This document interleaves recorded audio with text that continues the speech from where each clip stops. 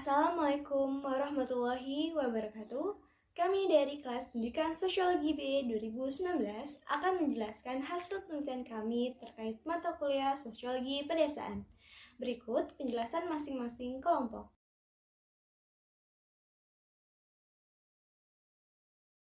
Bismillahirrahmanirrahim. Assalamualaikum warahmatullahi wabarakatuh.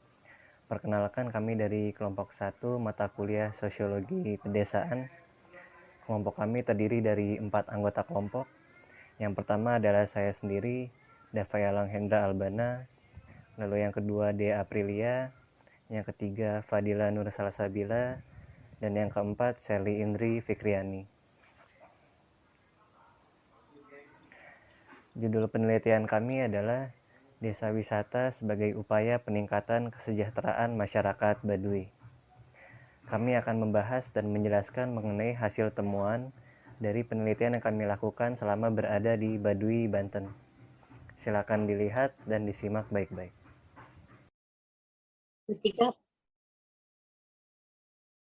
Selanjutnya yaitu temuan kebudayaan Baduy yang menjadi daya tarik desa wisata.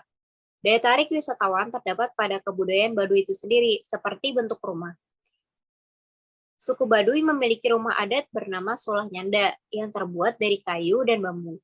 Pembuatan rumah adat Sulah Nyanda dilakukan dengan cara gotong royong menggunakan bahan baku yang berasal dari alam. Hal yang unik dari pembangunan rumah ini adalah dibangun dengan mengikuti kontur tanah.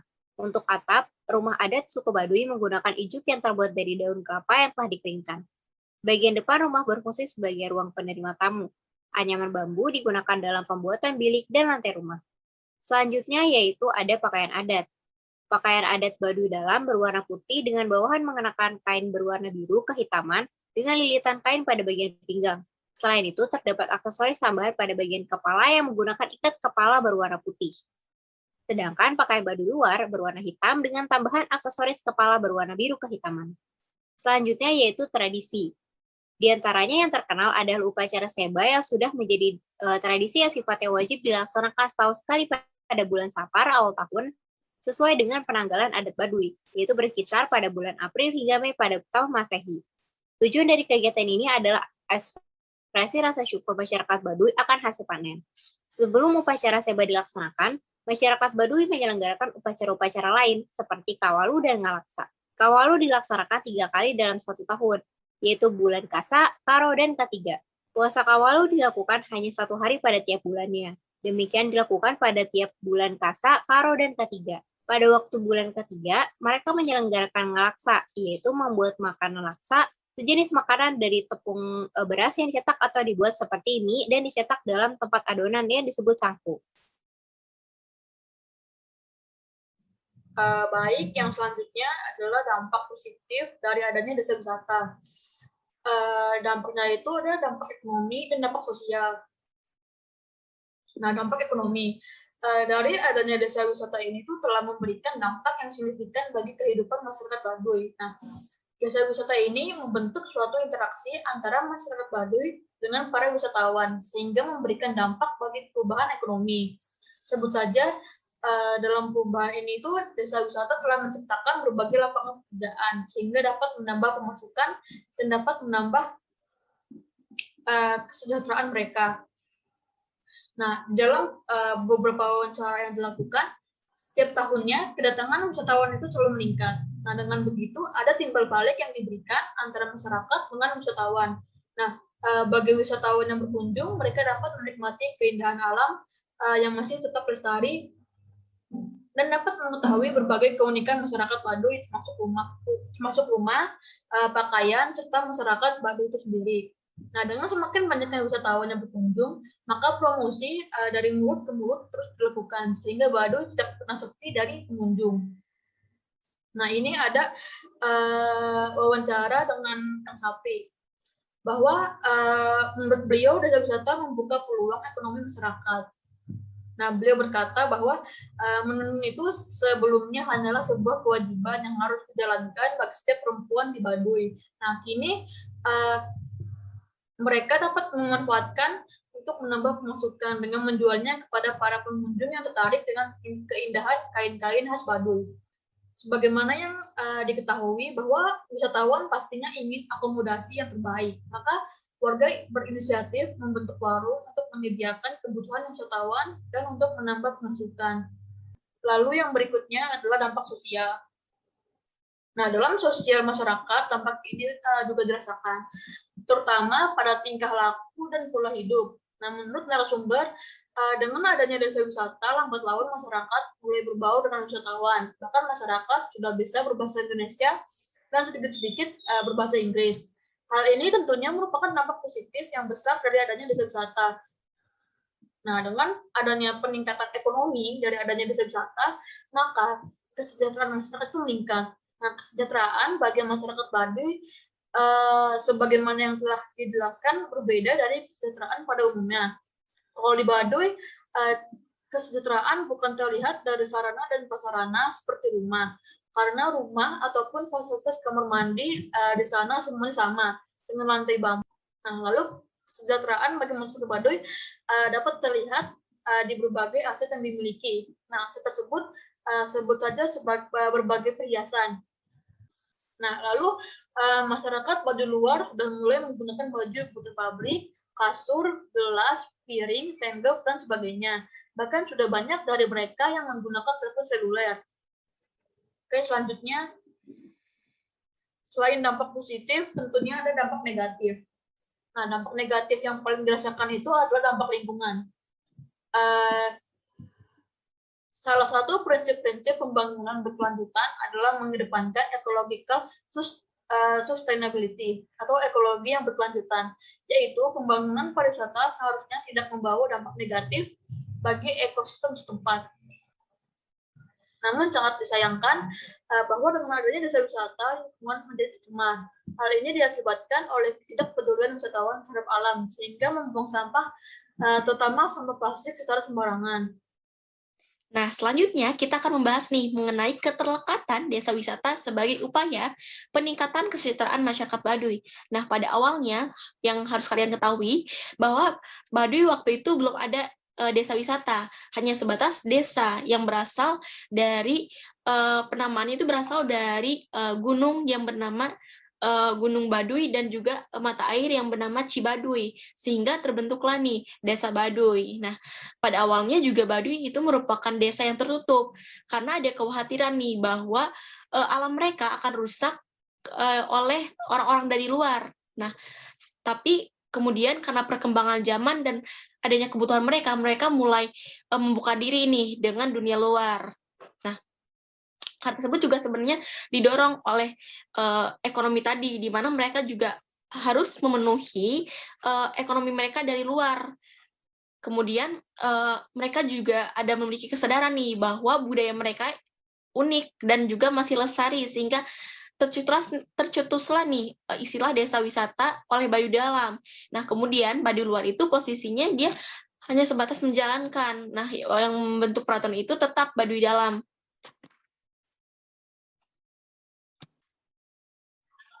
Nah, menurut Gano Peter, yang pencetus teori keterkaitan, dalam kenyataannya tindakan ekonomi itu sebenarnya melekat pada setiap jaringan hubungan sosial dan atau institusi sosial, baik tindakan ekonomi yang termasuk dalam upper socialist maupun under socialist. Nah, Gano Peter menyatakan bahwa aktor akan memiliki orientasi nih pada keuntungan. Aktor tersebut biasanya akan mempertimbangkan nih pengambilan keputusan dengan melihat pada lingkungan sosialnya. Nah, hal tersebut juga sebenarnya yang dilakukan oleh masyarakat Baduy. Nah, masyarakat Baduy karena sadar nih akan budaya mereka, akan lingkungan mereka yang masih unik dan masih lestari, sehingga mereka membuat desa wisata gitu. Nah, kemudian dari desa wisata ini berkembanglah yang namanya peluang-peluang ekonomi, seperti mereka mulai mendirikan warung, kemudian mulai mendistribusikan tenun yang mulanya hanya sebatas dari kewajiban bagi seorang perempuan atau berladang yang pada awalnya hanya kewajiban sebagai seorang laki-laki. Nah, kemudian sejak ada desa wisata, hal tersebut bisa didistribusikan kepada penjual-penjual, misalnya penjual souvenir atau penjual makanan-makanan yang disediakan atau memfasilitasi para wisatawan gitu. Nah, maka kata Gano Peter ini, ekonomi itu sebenarnya terlekat dengan budaya. Saya akan melanjutkan pembahasan mengenai keterlekatan desa wisata sebagai upaya peningkatan kesejahteraan masyarakat Baduy. Dari hasil temuan penelitian kami menemukan bahwa kehidupan di masyarakat adat Baduy dalam mengambil keputusan ekonominya lebih cenderung mengedepankan aspek moral daripada prinsip-prinsip rasionalitas. Pedagang atau pengusaha di desa, menurut Evers, dipengaruhi moral ekonomi dalam aktivitasnya, terutama dalam menentukan harga. Kain tenun misalnya akan lebih murah jika dibeli di Baduy daripada di Ciboleger, di mana harga yang ditawarkan berbeda sekitar 5-10 ribu rupiah. Tren ini mendukung teori Weber dan Polanyi bahwa perhitungan rasional ekonomi dipengaruhi oleh lingkungan serta kapasitas dan preferensi kognitif manusia. Perbedaan antara dua harga ini mendorong wisatawan untuk mengunjungi Baduy.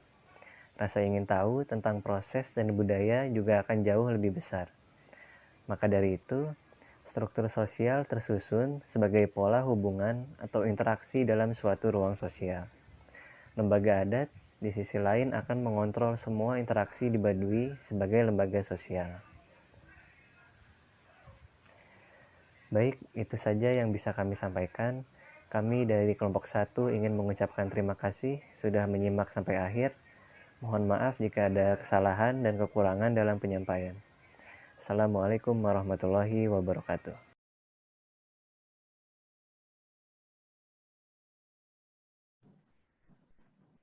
Assalamualaikum warahmatullahi wabarakatuh. Kami dari kelompok 2 yang beranggotakan saya sendiri, Fatia Yasmin Aulia, kemudian Indah Anggita Putri dan Irviani Zulfa ingin mempresentasikan hasil temuan kami di Desa Kanekes mengenai kebertahanan pertanian ngahuma di Desa Kanekes. Yang pertama ada pendahuluan. Mata pencaharian merupakan salah satu pola yang dapat mempengaruhi kehidupan masyarakat, khususnya di dalam bidang perekonomian. Bagi masyarakat Desa Kanekes, pertanian ini merupakan mata pencaharian utama yang wajib untuk dilakukan. Kegiatan tersebut dikenal dengan sebutan ngahuma. Ngahuma merupakan kegiatan bertani yang dilakukan di ladang kering yang sangat menjunjung tinggi adat istiadat serta menjaga peninggalan leluhur dan keaslian alamnya. Untuk itu, para petani huma harus memiliki strategi atau cara untuk mempertahankan kualitas hasil panennya, sehingga kami tertarik untuk mencari tahu lebih dalam mengenai strategi atau cara masyarakat Desa Kanekes dalam tradisi mata pencarian ngahuma. Next. Oleh karena itu, berdasarkan uraian tersebut, kami rumuskan beberapa rumusan masalah. Yang pertama itu bagaimana pola pertanian ngahuma, yang kedua bagaimana dampak yang dihasilkan dari pola pertanian ngahuma, dan yang ketiga bagaimana kebertahanan pola pertanian ngahuma di Desa Kanekes dikaitkan dengan teori sosiologi. Kami berharap penelitian ini mampu menambah informasi serta referensi yang berkaitan dengan kebertahanan pola pertanian ngahuma di Desa Kanekes. Next. Jadi hasil temuan yang pertama itu adalah kegiatan pertanian masyarakat Desa Kanekes. Berdasarkan hasil wawancara dengan 3 informan, kami mengetahui bahwa kegiatan ngahuma memiliki beberapa tahapan. Yang pertama itu ada nyacar. Nyacar merupakan kegiatan menebang alang-alang menggunakan arit. Tahapan yang kedua itu nutuhan. Nutuhan ini merupakan menebang ranting-ranting pohon. Setelah itu yang ketiga ada ngaduruk. Ngaduruk ini merupakan pembakaran ranting pohon.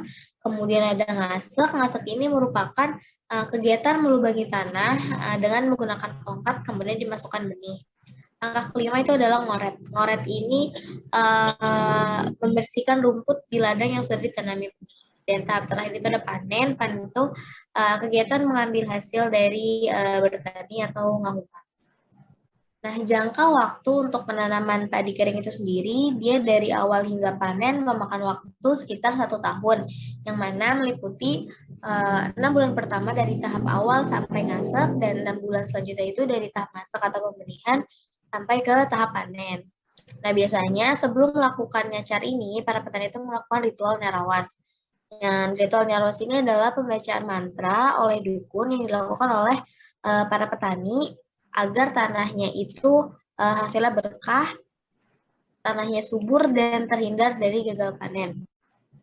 Nah, kemudian fokus utama dari Ngahuma itu kan memang padi kering ya. Jadi tapi untuk memenuhi kebutuhan sehari-harinya, petani Huma itu menanam tanaman lain seperti jagung, kencur, jahe, timun, pisang, kayu sengon, dan lain sebagainya. Jadi selain menanam padi yang memang merupakan fokus utama dari kegiatan Ngahuma ini, tetapi masyarakat Desa Kanekes juga memiliki kegiatan Ngahuma sampingan seperti yang sudah saya sebutkan tadi.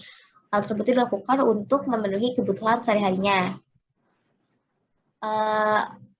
Padi hasil panen itu tuh kan tidak boleh diperjualbelikan ya. Jadi tidak boleh diperjualbelikan sama sekali. Sedangkan hasil panen Huma sampingan itu boleh diperjualbelikan. Alasannya itu karena hasil panen padi kering tidak dapat diperjualbelikan karena memang diperuntukkan untuk ritual dan sebagiannya lagi disimpan sebagai benih untuk musim berladang selanjutnya gitu. Nah, untuk konsumsi sehari-harinya masyarakat Desa Kanekes itu memang membeli beras dari luar. Boleh di next. Selanjutnya, sistem ekonomi masyarakat pertanian Desa Kanekes. Yang pertama, nah dalam memenuhi kebutuhan sehari-hari, petani Huma itu dapat menjual hasil panen Huma sampingannya dengan kisaran jumlahnya itu kintalan gitu. Nah, kan tadi disebutkan bahwa selain menjadi petani Huma padi gitu, nah petani Huma ini juga menanam tanaman Huma lainnya kayak pisang, kayu sengon, terus durian, kencur, jahe. Nah, mereka tuh mendapatkan hasil uang itu dari hasil panen Huma sampingannya ini. Nah, dijualnya ke pasar Ciboleger biasanya, dan harganya itu mengikuti harga pasar. Misal harga kencur itu 20.000 per kilo, atau harga pisang satu sisirnya dijual dengan harga 6.000 gitu. Nah, yang kedua, masyarakat Desa Kanekes ini harus memiliki pekerjaan sampingan untuk memenuhi kebutuhan sehari-harinya. Maksudnya pekerjaan sampingan itu kayak berdagang ataupun tadi menjadi petani Huma sampingan, tidak hanya mengandalkan pada hasil panen Huma padi. Karena tadi kan telah disebutkan oleh Yasin sendiri bahwa hasil panen Huma padi itu tidak dapat dijual karena dikhususkan untuk ritual. Selanjutnya ada dampak sosial ekonomi Ngahuma pada masyarakat Desa Kanekes. Yang pertama, kegiatan Ngahuma itu sudah berlangsung sejak dahulu kala dan dilakukan secara turun-temurun. Nah, yang didasarkan pada rukun pikuku dan peraturan adat yang ada. Nah, jadi kegiatan Ngahuma itu merupakan kegiatan wajib yang dijalankan oleh masyarakat Desa Kanekes. Tidak peduli itu laki-laki atau perempuan, mereka itu wajib berhuma gitu. Nah, dan biasanya ketika masih dini pun, usianya 5 tahun, mereka tuh sudah diajak untuk ke ladang gitu, untuk belajar bagaimana cara ngahuma gitu. Yang kedua, ada fokus utama kegiatan Ngahuma adalah menanam padi kering. Nah, hasil panen padinya ini tidak boleh dijual sama sekali. Balik lagi yang tadi, karena kenapa tidak boleh dijual, sebagaimana yang adat pikukuh tetapkan bahwa hasil panen ini tidak boleh dijual, melainkan hanya boleh untuk kegiatan ritual. Selanjutnya. Baik, selanjutnya di sini ada pola kebertahanan Ngahuma yang diselenggarakan oleh masyarakat suku Baduy atau masyarakat Desa Kanekes. Nah, jadi untuk pola kebertahanan Ngahuma ini dibagi menjadi 6 poin. Poin yang pertama itu, masyarakat Desa Kanekes menolak dengan keras segala modernisasi dan teknologi yang masuk khususnya pada bidang pertaniannya. Nah, hal ini dilakukan oleh masyarakat suku Baduy atau masyarakat Desa Kanekes agar keaslian alam dan peninggalan dari leluhur mereka itu selalu terjaga gitu keasliannya. Jadi mereka menolak segala hal yang berhubungan dengan modernisasi dan teknologi pada bidang pertaniannya. Nah, kemudian untuk poin yang kedua, diselenggarakannya ritual nyarawas sebelum memulai ngahuma. Nah, jadi ritual nyarawas ini adalah ritual yang dilakukan itu berupa pembacaan mantra-mantra yang dilakukan oleh dukun. Ritual ini dilakukan agar hasil panen yang dilakukan oleh masyarakat setempat itu bisa lebih baik lagi, bisa lebih berkualitas lagi. Kemudian untuk poin yang ketiga, masyarakat Baduy atau masyarakat desa Kanekes juga masih menggunakan cara-cara tradisional untuk menghilangkan hama dari ladangnya, yaitu dengan menggunakan pestisida yang terbuat dari daun mengkudu. Nah, kembali lagi di poin yang ke-1, karena masyarakat desa Kanekes ini menolak dengan keras segala modernisasi dan teknologi. Nah, begitu juga dengan cara atau sistem untuk menghilangkan hama gitu kan, baik dari sistem atau pola pertaniannya gitu. Salah satunya untuk menghilangkan hama dari ladangnya, yaitu masih menggunakan cara yang tradisional dengan menggunakan pestisida yang terbuat dari bahan organik, yaitu salah satunya adalah dari daun mengkudu. Kemudian untuk yang poin keempat, diselenggarakannya pesta ritual adat Ngalaksa sebagai bentuk rasa syukur masyarakat desa Kanekes. Nah, pesta ritual adat Ngalaksa ini pesta yang dilakukan oleh masyarakat setempat setelah panen gitu ya. Jadi setelah panen, masyarakat desa Kanekes ini melakukan pesta ritual seperti makan-makan bersama gitu dengan sanak saudaranya sebagai bentuk rasa syukur masyarakat desa Kanekes bahwa hasil panennya itu sudah lebih baik dan lebih berkualitas lagi. Nah, kemudian untuk yang poin selanjutnya, kegiatan ngahuma yang sudah menjadi tradisi turun-temurun memberikan dampak positif terhadap jalannya adat istiadat yang telah lama berlangsung. Nah, jadi di sini karena kegiatan ngahuma ini merupakan salah satu pengaplikasian ya dari peraturan dan hukum adat Pikukuh, jadi kegiatan ngahuma ini memberikan dampak yang positif gitu kan, selain untuk mengaplikasikan hukum dan peraturan adat yang mereka yakini, yaitu hukum dan peraturan adat Pikukuh. Kegiatan ngahuma ini juga berdampak pada penghasilan dari masyarakat desa Kanekes atau masyarakat suku Baduy gitu. Dan untuk poin yang terakhir, kegiatan ngahuma yang menjadi kewajiban bagi masyarakat desa Kanekes memberikan nilai konsistensi yang tinggi bagi masyarakat setempat. Oleh karena itu, hingga saat ini kegiatan tersebut tetap kokoh dilaksanakan. Nah, jadi karena kegiatan ngahuma itu memang sudah dijadikan wajib gitu kan, salah satu mata pencaharian atau kegiatan wajib yang dilakukan oleh masyarakat desa Kanekes. Nah, hal ini tuh memberikan nilai konsistensi yang tinggi bagi masyarakat setempat karena mereka selain melakukan kewajiban, mereka juga mematuhi peraturan hukum adat Pikukuh. Nah, oleh karena itu hingga saat ini pola pertanian ngahuma yang dilaksanakan oleh masyarakat suku Baduy atau masyarakat desa Kanekes itu masih tetap bertahan, masih tetap dipertahankan, dan kegiatannya tersebut masih tetap kokoh dilaksanakan. Boleh di... Oke, nah selanjutnya di sini kebertahanan pertanian ngahuma dalam kajian Agil. Nah, kajian Agil ini dikemukakan oleh Talcott Parson. Nah, menurut kajian Agil, kebertahanan pola ngahuma yang dijalankan oleh masyarakat desa Kanekes ini mengalami 4 fase, yaitu adaptation atau adaptasi, goal attainment atau pencapaian tujuan, integration atau integrasi, dan terakhir ada latensi. Nah, adaptasi dalam kebertahanan pertanian ngahuma itu sudah dilakukan sejak dini, yaitu ketika masyarakat desa Kanekes atau masyarakat desa setempat itu sudah beradaptasi dengan kewajiban yang memang sudah ada yang tercantum dalam peraturan dan hukum adat Pikukuh bahwa kegiatan ngahuma ini memang wajib dilakukan oleh masyarakat suku Baduy atau masyarakat desa Kanekes.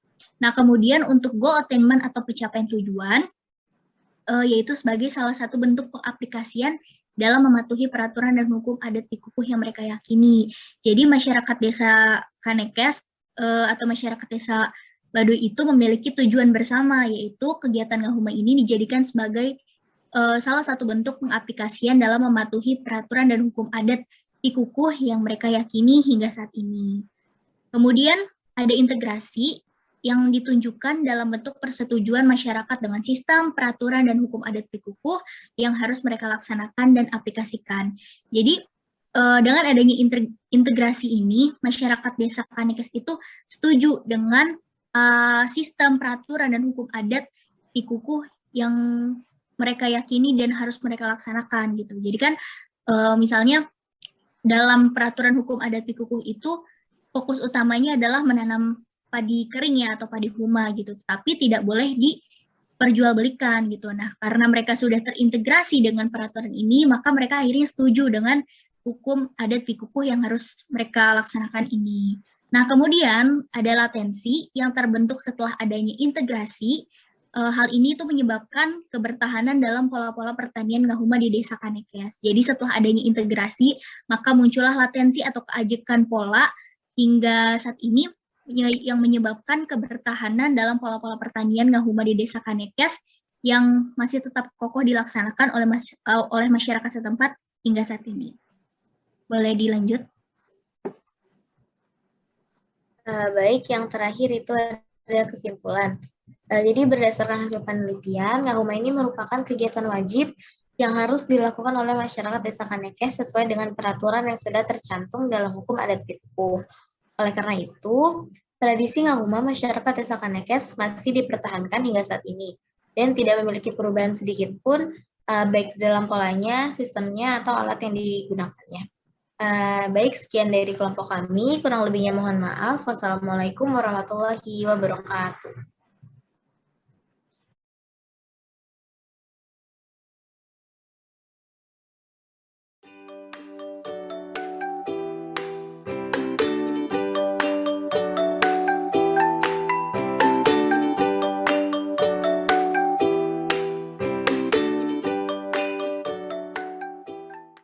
Ini saya akan menjelaskan mengenai pandangan masyarakat suku Baduy terhadap pernikahan dini. Dari hasil penelitian dan wawancara yang mendalam, kami menemukan beberapa data temuan.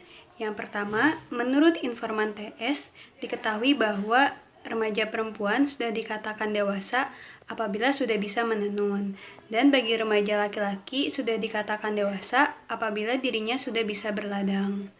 Menurut informan TS juga, rata-rata umur perempuan remaja suku Baduy yang sudah bisa menenun adalah 8 tahun.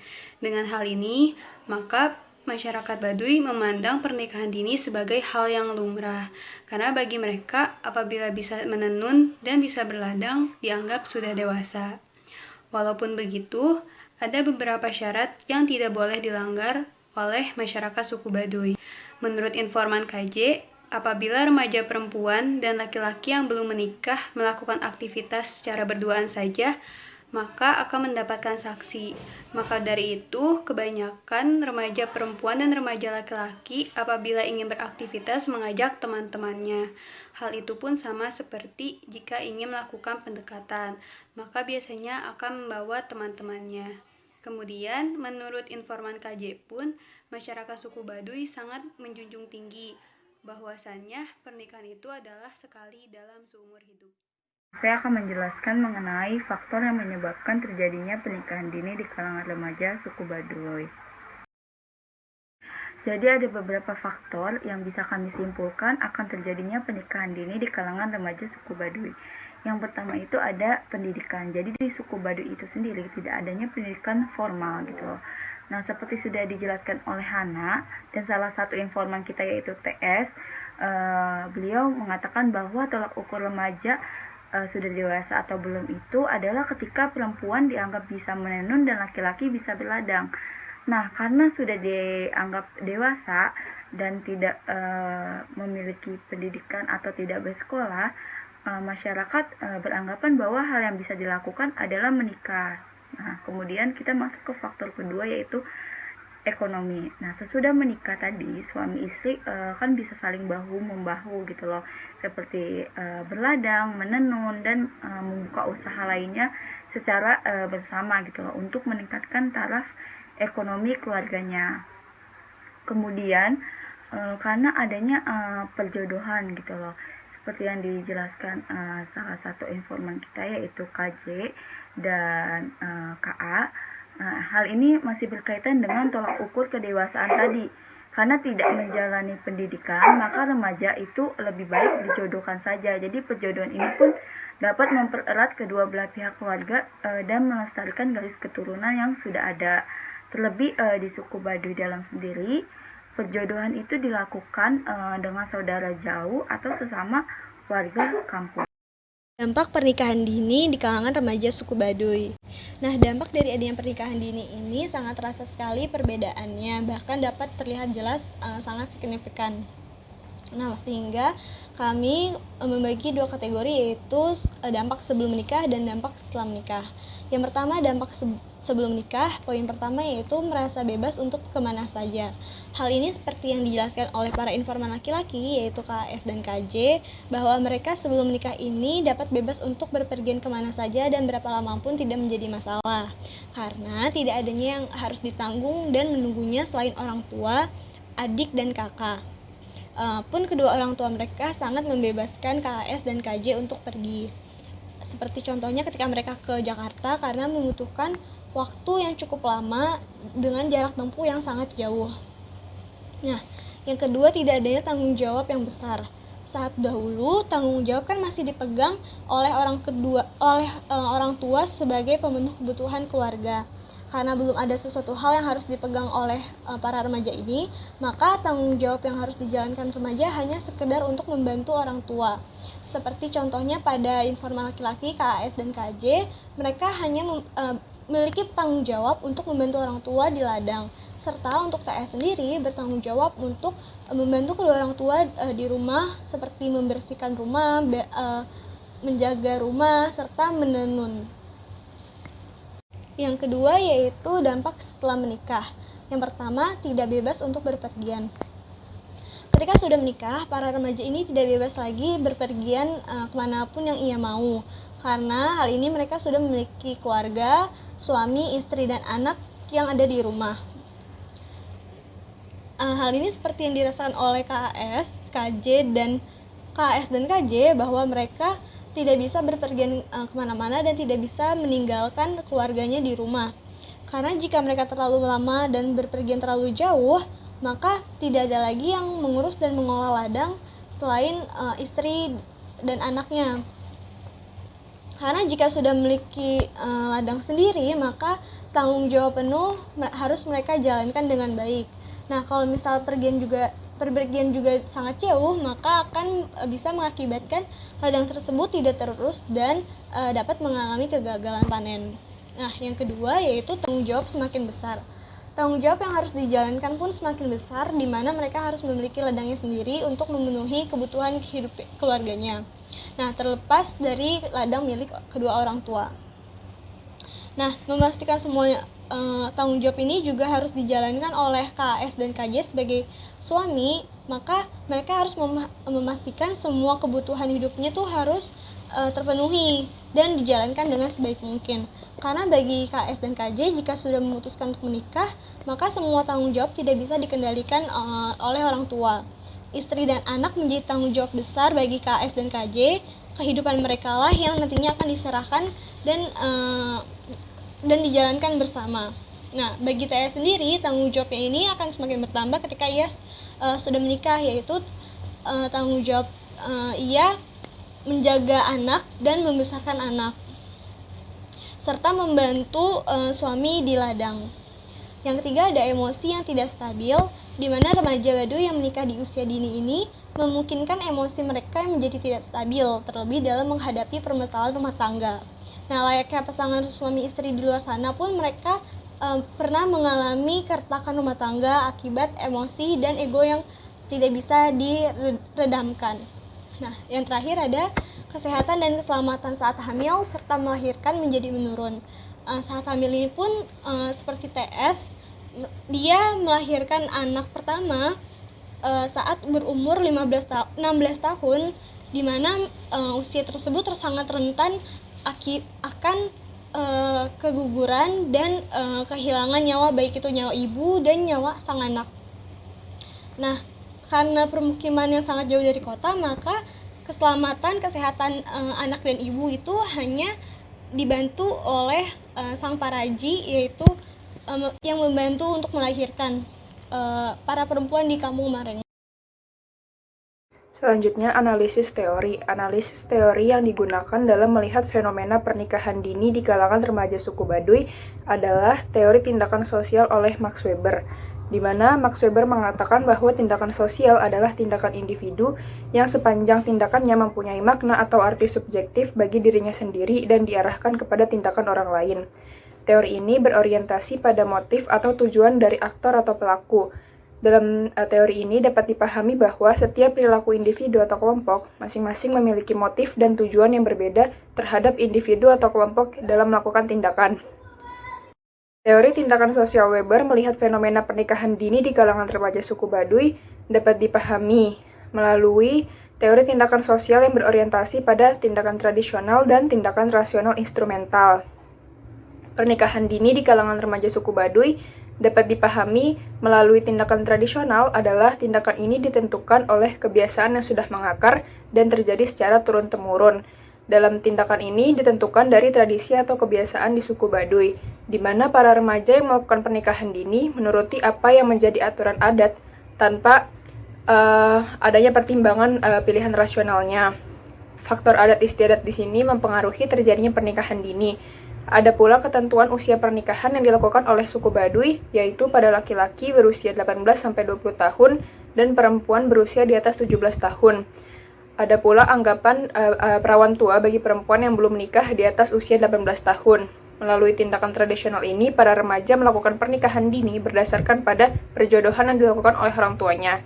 Sedangkan pernikahan dini di kalangan remaja suku Baduy jika dipahami melalui tindakan rasional instrumental adalah tindakan yang berdasarkan dari pertimbangan dan pilihan rasional dan adanya upaya dalam mewujudkannya. Tindakan rasional instrumental ini ditujukan untuk mencapai tujuan yang secara rasional telah diperhitungkan dan diupayakan oleh aktor yang bersangkutan. Seperti pada hasil temuan kelompok kami, pada informan KJ dan TS, mereka melakukan pernikahan dini berdasarkan pilihannya sendiri, bukan dari hasil perjodohan. Dan pernikahan dini berdasarkan tindakan rasional instrumental ini terjadi karena adanya faktor ekonomi dan tidak adanya pendidikan formal yang diterima oleh remaja suku Baduy. Pernikahan berdasarkan tindakan rasional instrumental ini dilakukan melalui proses pendekatan sebelum pada akhirnya mereka menikah.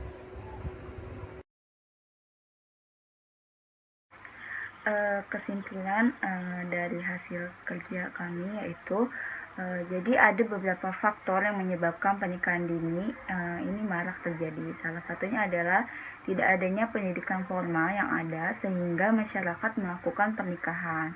Masyarakat Baduy sendiri memiliki anggapan bahwa ketika remaja perempuan dapat menenun dan remaja laki-laki dapat berladang, maka remaja ini sudah dianggap dewasa, sehingga dapat disimpulkan pernikahan dini di suku Baduy merupakan hal yang lumrah, karena hal ini didukung dengan adat istiadat yang masih mereka pegang hingga sekarang. Dampak dari pernikahan dini di suku Baduy sangat bermacam-macam, seperti yang dirasakan remaja suku Baduy di mana terdapat perbedaan sebelum dan sesudah menikah.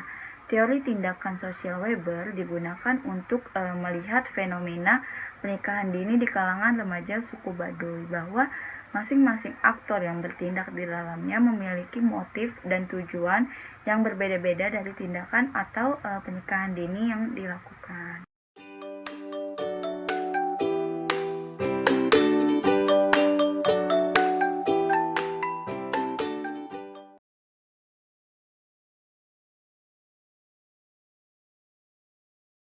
Assalamualaikum warahmatullahi wabarakatuh. Kami dari kelompok 4 akan mempresentasikan hasil penelitian kelompok kami. Kelompok 4 ini beranggotakan, yang pertama ada saya sendiri, Nisa Maulidia, lalu yang kedua ada Muhammad Nur Ardiansyah, lalu ada Nadia Ananda Najla, dan Misrina Kotrunada. Selanjutnya, penelitian kami ini berjudul Perspektif Hukum Adat Pikukuh terhadap Praktik Pendidikan Masyarakat Baduy Luar. Selanjutnya, yang pertama di sini ada gambaran umum lokasi penelitian. Suku Baduy ini berada di Lebak, Banten, dan terkenal sebagai komunitas adat yang memegang teguh kemurnian warisan budayanya. Lokasi yang menjadi fokus penelitian kelompok kami yaitu Kampung Marengo. Kampung Marengo ini berada di bagian Baduy luar dan biasa dijadikan tempat wisata untuk dikunjungi oleh para pelancong, dan pengunjung juga biasa nginap di kampung ini. Di sini sangat terlihat bahwa di kampung ini tuh masih sangat ketat antara aturan dan larangan adat yang dijalankan sama seperti suku Baduy Dalam. Lalu kemudian keadaan di siang hari Kampung Marengo ini tampak sangat sepi sebab sebagian besar penduduk sedang bekerja di ladang. Yang tersisa hanya ibu-ibu dan pandai besi yang sedang membuat golok. Ibu-ibu itu biasanya menenun. Suasana di malam hari justru lebih ramai. Nah, Kampung Marengo ini dulunya dikelilingi oleh banyak pohon durian yang tinggi dan besar. Sebelum masuk Kampung Marengo ini, pengunjung akan disambut oleh jembatan kecil sebagai akses jalan dan penyeberangan antara sungai yang mengalir deras.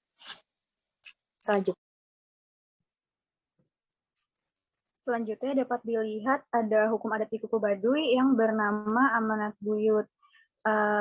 Hukum adat ini berfungsi sebagai alat pengontrol sosial bagi masyarakat Baduy itu sendiri agar ketika mereka menjalani hidup, mereka bisa berada di jalan yang benar.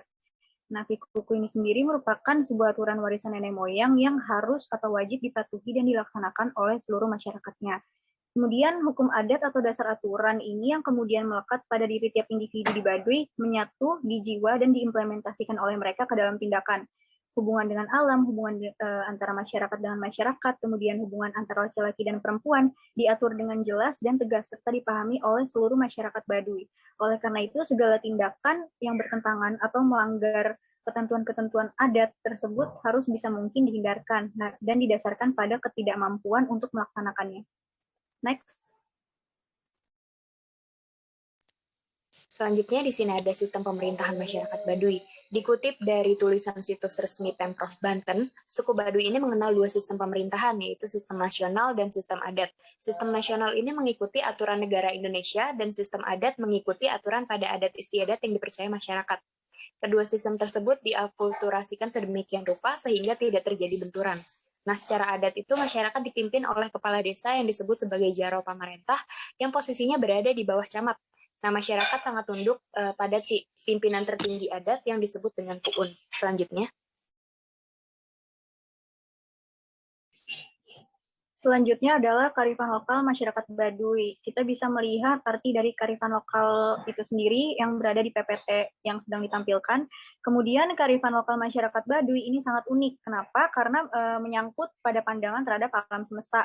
Nah, hal ini terlihat dari keseharian mereka yang sangat menjaga keseimbangan dan keselarasan alam. Hal tersebut yang kemudian membuat masyarakat Baduy dapat hidup berdampingan dengan alam secara harmonis dan sudah terjalin sejak lama. Selain itu, mereka juga tidak mengeksploitasi alam dan hanya menggunakan seperlunya segala sesuatu yang ada di alam. Selanjutnya, tidak lupa melestarikan alam yang sebelumnya sudah dimanfaatkan terlebih dahulu. Kemudian, masyarakat Baduy juga memiliki kepercayaan bahwa alam adalah salah satu titipan Sang Maha Kuasa yang harus dijaga dan senantiasa dilestarikan. Next.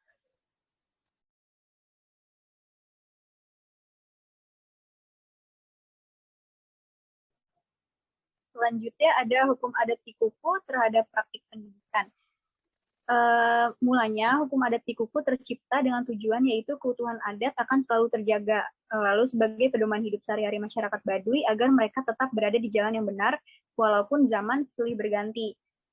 Namun dalam realitas saat ini, seiring berkembang pesatnya zaman ditambah arus modernisasi yang semakin deras, banyak Kuku yang secara sadar ataupun tidak dilanggar oleh masyarakat Baduy luar.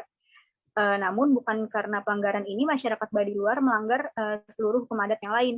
Sebagai salah satu contoh pelarangan oleh hukum adat setempat yang masih dipertahankan hingga saat ini yaitu bersekolah formal. Hal ini didukung oleh penuturan Pak Pulung yang berusia 60 tahun. Beliau merupakan salah satu informan kelompok kami yang merupakan ketua RT Kampung Marengo.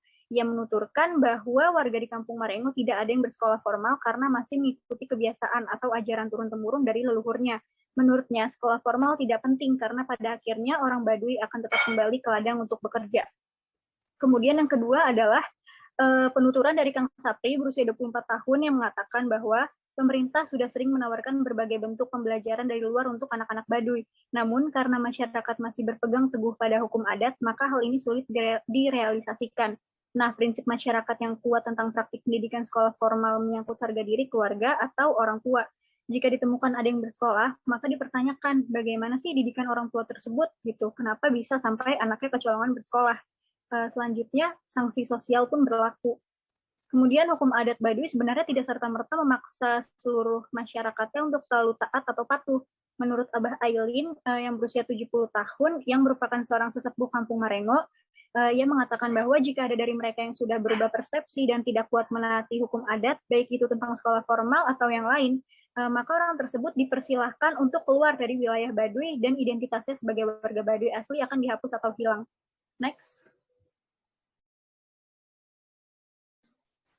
Selanjutnya, pemahaman masyarakat Baduy luar terhadap Pikuku yang melarang untuk bersekolah, di mana masyarakat Baduy memiliki yang disebut sebagai hukum adat Pikuku yang di mana di dalamnya terdapat larangan bagi masyarakat Baduy untuk bersekolah formal. Telah kita ketahui, masyarakat Baduy juga merupakan warga masyarakat Indonesia yang berkewajiban untuk wajib belajar dan hal tersebut telah diatur oleh pemerintah. Namun, dari hasil temuan yang didapat terdapat alasan dan memiliki nilai bagi masyarakat Baduy itu sendiri. Dengan adanya hukum adat Pikuku yang melarang masyarakat Baduy untuk bersekolah. Yang pertama ini ada hasil temuan dari Abah Ailin yang berumur 70 tahun, di mana beliau menuturkan bahwa masyarakat Baduy masih menaati hukum adat yang berlaku. Sejak dahulu hingga kini tidak terdapat perbedaan pemahaman terhadap hukum adat itu sendiri. Hukum adat juga tidak pandang bulu dan berlangsung secara turun-menurun dari leluhur. Masyarakat Baduy harus tetap mengikuti apa yang telah diturunkan, sehingga dengan adanya hukum adat yang melarang masyarakat Baduy untuk bersekolah formal harus tetap dipatuhi.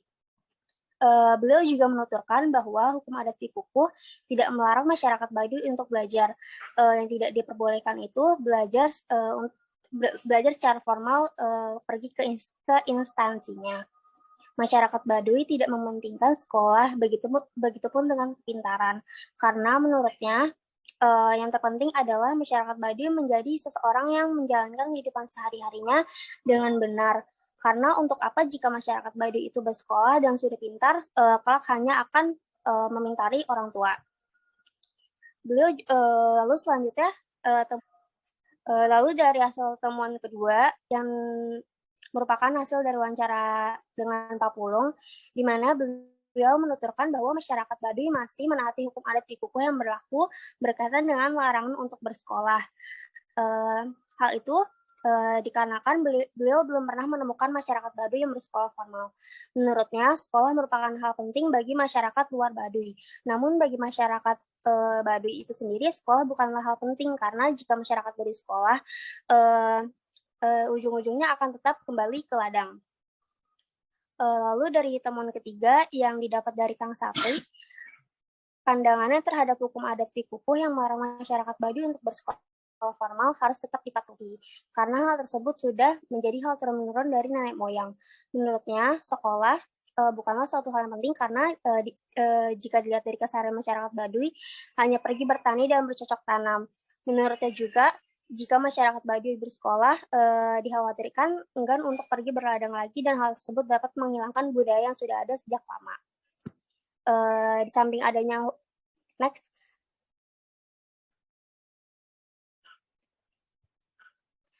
Di samping adanya hukum adat Pikuku yang melarang masyarakat Baduy bersekolah, terhadap alternatif bagi masyarakat Baduy untuk belajar. Menurut Abah Ailin, alternatif belajar yang dilakukan masyarakat Baduy yaitu belajar secara otodidak dengan bertani di ladang. Tujuannya diajarkan bertani itu supaya masyarakat selalu ingat tentang pamali yang ada. Lalu alternatif yang kedua, menurut Pak Pulung, di mana masyarakat Baduy belajar dengan cara melihat dan mendengar dari lingkungan sekitar. Lalu alternatif ketiga menurut Kang Sapri yaitu belajar dapat dilakukan setelah pergi berladang sekitar pukul 8 malam sampai 10 malam, yang di mana terdapat masyarakat Baduy yang mengobrol dengan teman-teman sebayanya menggunakan buku-buku yang ada. Lalu yang keempat menurut Nasman, alternatif belajar yaitu melalui kegiatan sehari-harinya, di mana ia menuturkan bahwa ia dapat membaca dan menghitung karena pengaruh handphone yang dimiliki. Ia juga terbiasa menjaga warung dagangannya yang ada di rumahnya, serta ia juga terbiasa berbelanja barang dagangan ke Ciboleger. Next.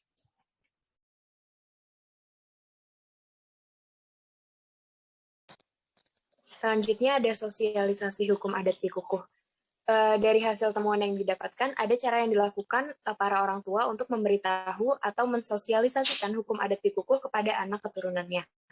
Diketahui sebelumnya bahwa seluruh masyarakat Baduy itu, terutama di Kampung Marengo, yang menjadi letak pusat kajian penelitian itu masih sangat taat. Nah, cara orang tua mensosialisasikan hukum adat kepada anaknya adalah melalui cerita-cerita turun-temurun.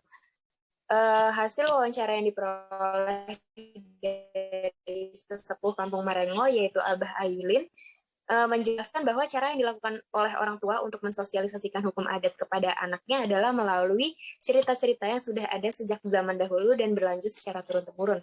Kemudian, menurut Bapak Sali, masyarakat suku Baduy itu, terutama Kampung Marengo, masih sangat taat pada hukum adat yang ada, dan sosialisasi hukum diajarkan atau disampaikan melalui kegiatan sehari-hari pada saat berladang dan bertani. Selanjutnya, lalu menurut penuturan Bapak Pulung, cara yang dilakukan orang tua dalam mensosialisasikan hukum adat kepada anaknya adalah melalui cerita yang telah diwariskan. Nah, berdasarkan perspektif informan yang merupakan anak, sosialisasi hukum adat juga disampaikan melalui cerita-cerita yang diceritakan oleh orang tuanya. Menurut Kang Sapri, sebagai anak, cara orang tua memberitahukan mengenai hukum adat adalah melalui cerita-cerita. Kang Sapri juga menjelaskan bahwa hukum adat suku Baduy masih banyak yang berisikan larangan daripada yang diperbolehkan. Selanjutnya. Oke, selanjutnya ada analisis teori agil menurut Talcott Parsons. Nah, dalam teori agil ini terdapat beberapa fungsi. Nah, yang diantaranya itu adalah fungsi adaptasi atau adaptation, ya, yaitu harus beradaptasi dengan lingkungan yang bergantung dengan alam. Nah, karena masyarakat Baduy ini kehidupannya itu sepenuhnya itu dengan alam, lalu dia itu tidak bersekolah. Nah, maka untuk beradaptasi mereka itu memiliki sekolah ladang atau sekolah tani. Nah, hal ini bisa dilihat dari hasil temuan yang dari paparan Abah Ailin, yaitu masyarakat Baduy itu dia tidak bersekolah, nah tapi dia itu memiliki sekolah ladang atau sekolah tani untuk sebagai pengganti dari sekolah formal seperti itu. Lalu yang kedua ada fungsi goals atau tujuan. Nah, tujuan yang hendak dicapai oleh masyarakat Baduy ini adalah mengasingkan diri dengan teknologi dengan menciptakan masyarakat Baduy yang menjaga adatnya dari waktu ke waktu. Hal ini bisa dilihat dari hasil temuan yang didapatkan dari Kang Sapri yang merupakan warga masyarakat Baduy luar. Nah, yang dimana semula beliau merupakan warga masyarakat Baduy dalam. Nah, pandangannya terhadap hukum adat di Kuku yang melarang masyarakat Baduy untuk bersekolah formal harus tetap dipatuhi, karena hal tersebut sudah menjadi hal turun-menurun dari nenek moyang. Jadi untuk tujuannya itu sudah tercapai, karena dari pemaparan dari Kang Sapri ini menjelaskan bahwa masyarakat Baduy ini dia tuh dari awalnya memang sudah patuh dengan aturan adat karena dipengaruhi oleh sosialisasi dari orang tua seperti yang tadi teman saya jelaskan. Oke, selanjutnya ada fungsi integrasi. Nah, integrasi ini ya biasanya itu kepala suku ya, dan kepala suku dan masyarakat yang bisa mengatur jalannya sistem pemerintahan maupun aturan adat di Baduy dan bekerjasama untuk mempertahankannya. Nah, ini bisa dilihat dari hasil temuan wawancara dengan Bapak Sali. Nah, dia itu juga menyatakan bahwa masyarakat suku Baduy, terutama warga Kampung Marengo, masih sangat taat pada hukum adat di Kuku yang ada. Nah, dari sinilah kita bisa lihat bahwa masyarakatnya masih mempertahankan aturan adat Baduy dengan baik. Oke, selanjutnya ada fungsi laten atau latensi. Nah, fungsi laten ini adalah untuk mempertahankan hukum adat yang selama ini telah dia pegang, suku Baduy pegang ya. Terus, menurut pendapat tersebut, suku Baduy melakukan fungsi laten itu didorong dari aturan adat yang mengatur kehidupan mereka, dan jika melanggar ada hukuman adat sehingga masyarakat Baduy ini mematuhi aturan adat yang ada. Oke, bisa di next. Selanjutnya kesimpulan, Di mana telah kita ketahui masyarakat Baduy juga merupakan warga masyarakat Indonesia yang berkewajiban untuk wajib belajar, dalam hal ini bersekolah, dan hal tersebut telah diatur oleh pemerintah. Namun dari hasil temuan yang terdapat alasan dan memiliki nilai yang baik bagi masyarakat Baduy itu sendiri tentang adanya hukum adat pikukuh yang melarang masyarakat Baduy untuk bersekolah formal. Dari hasil temuan juga didapat bahwa masyarakat Baduy luar masih berpegang teguh melaksanakan dan menerapkan hukum adat yang sudah ada sejak zaman nenek moyang itu. Bagi masyarakat Baduy, sekolah bukanlah hal penting, karena jika masyarakat Baduy bersekolah pun akan tetap kembali ke ladang. Lalu selanjutnya terdapat sosialisasi hukum adat pikuh yang dilakukan melalui keseharian dan cerita turun-menurun mengenai apa yang boleh dan tidak boleh. Adapun alternatif belajar yang dilakukan oleh masyarakat Baduy luar dikarenakan adanya hukum adat pikukuh yang melarang masyarakat Baduy untuk bersekolah, yang dimana alternatif tersebut seperti belajar secara otodidak, diajarkan oleh orang tua, belajar dengan teman sebaya, dan belajar bertani di ladang yang bertujuan agar selalu ingat pamali yang ada.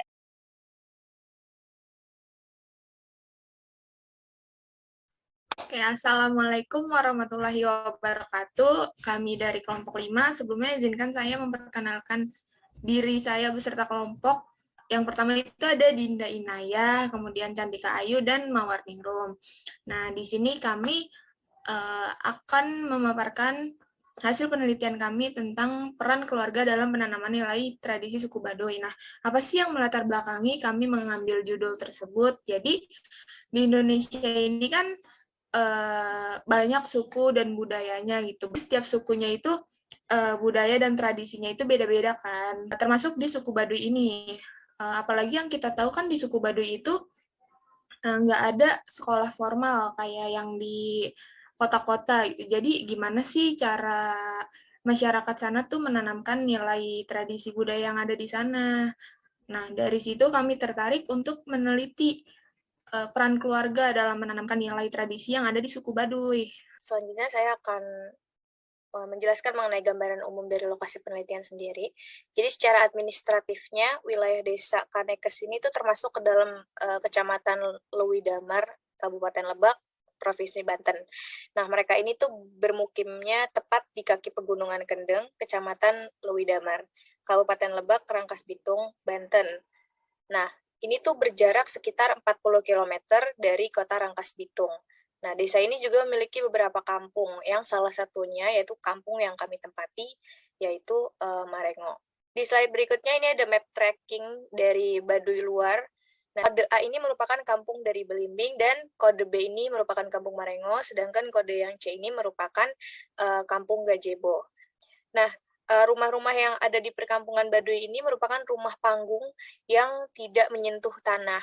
Bahkan tembok dan alasnya sendiri itu khusus menggunakan bahan alami dari anyaman bambu. Di sini ada beberapa dokumentasi pribadi mengenai Kampung Marengo. Jadi perjalanan menuju Kampung Marengo ini sendiri nggak bisa menggunakan kendaraan. Jadi kita harus berjalan kaki karena jalannya dari batuan dan juga licin gitu. Itu tidak memungkinkan untuk kita menggunakan kendaraan. Selanjutnya ada sosialisasi keluarga dalam penanaman nilai tradisi suku Baduy.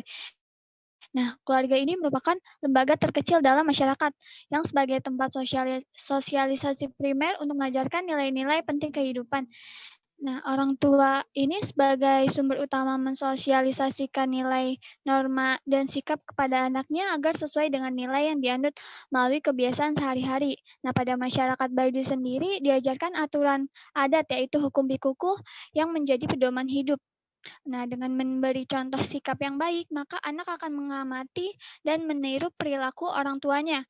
Nah, pada masyarakat Baduy sendiri terdapat kebiasaan unik, yaitu bersikap dan berperilaku seperti bersuara dengan intonasi yang halus dan tidak mengeluarkan suara terlalu keras. Jika bersuara terlalu keras, maka orang tua akan memberitahu anaknya tersebut.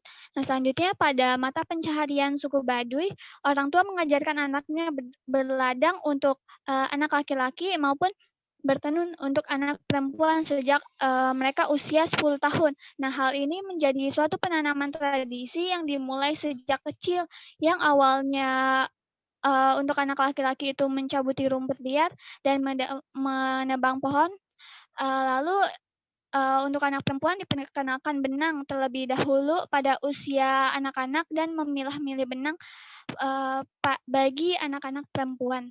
Ini ada bentuk peran keluarga dalam penanaman nilai tradisi suku Baduy.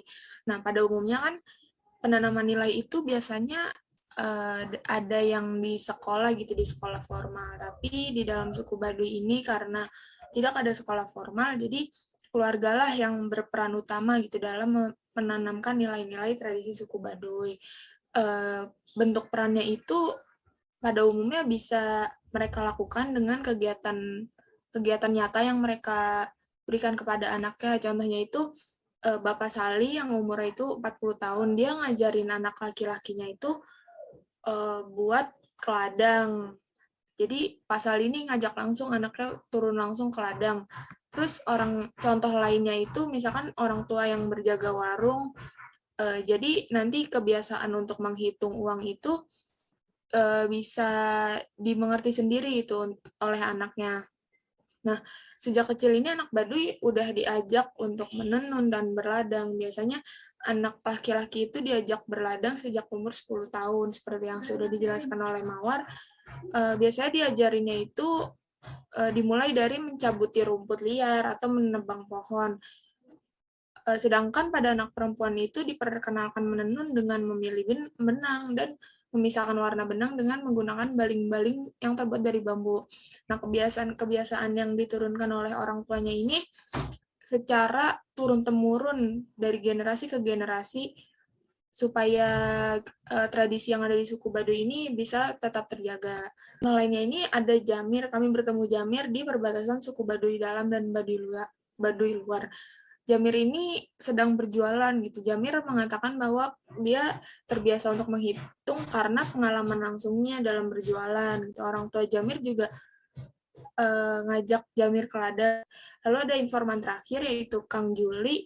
Kang Juli ini berasal dari Baduy dalam. Kang Juli mengatakan bahwa anak yang berumur 5 tahun itu diwajibkan untuk berladang atau mengerti tahap-tahap berladang. Sedangkan untuk anak perempuan biasanya itu menenun. Selanjutnya ada dampak dan tantangan keluarga dalam melaksanakan dan melangsungkan penanaman nilai tradisi kepada anak suku Baduy. Penanaman nilai tradisi yang dilakukan oleh orang tua memiliki dampak bagi masyarakat suku Baduy. Orang tua yang menanamkan nilai kejujuran kepada anaknya, maka akan tertanam dalam benak anak bahwa bekerja itu harus jujur. Lalu ada penanaman nilai tradisi seperti berladang kepada anak laki-laki yang membuat anak tersebut berpikir dan memiliki sikap saling membantu dan gotong royong di antara masyarakat suku Baduy. Nah, pendidikan karakter yang dilakukan oleh orang tua ini mencegah anak untuk melakukan perbuatan yang dilanggar dan tetap berada pada peraturan yang ada. Terdapat tantangan yang dihadapi oleh orang tua karena nilai yang ada dalam diri anak ini mulai berakulturasi pada nilai-nilai yang berasal dari luar, yaitu masyarakat dari Ciboleger. Nah, jika anak melakukan hal yang tidak sesuai dengan nilai yang ada, maka orang tua akan melakukan penanaman kembali agar anak tersebut tidak melakukan hal yang sama. Contohnya itu adalah Teh Ica yang kerap kali menarik anaknya dan berkata pamali kepada Adim karena berbicara cukup keras. Karena secara umum masyarakat suku Baduy ini memiliki perilaku yang cukup pendiam dan pemalu. Lalu contoh lainnya adalah Nasman yang merupakan anak suku Baduy ini memiliki handphone dan sering memainkannya. Nah, Nasman ini mengatakan bahwa ia membeli handphone karena melihat yang ada di luar itu dari Ciboleger yang menggunakan handphone dan terlihat lebih canggih.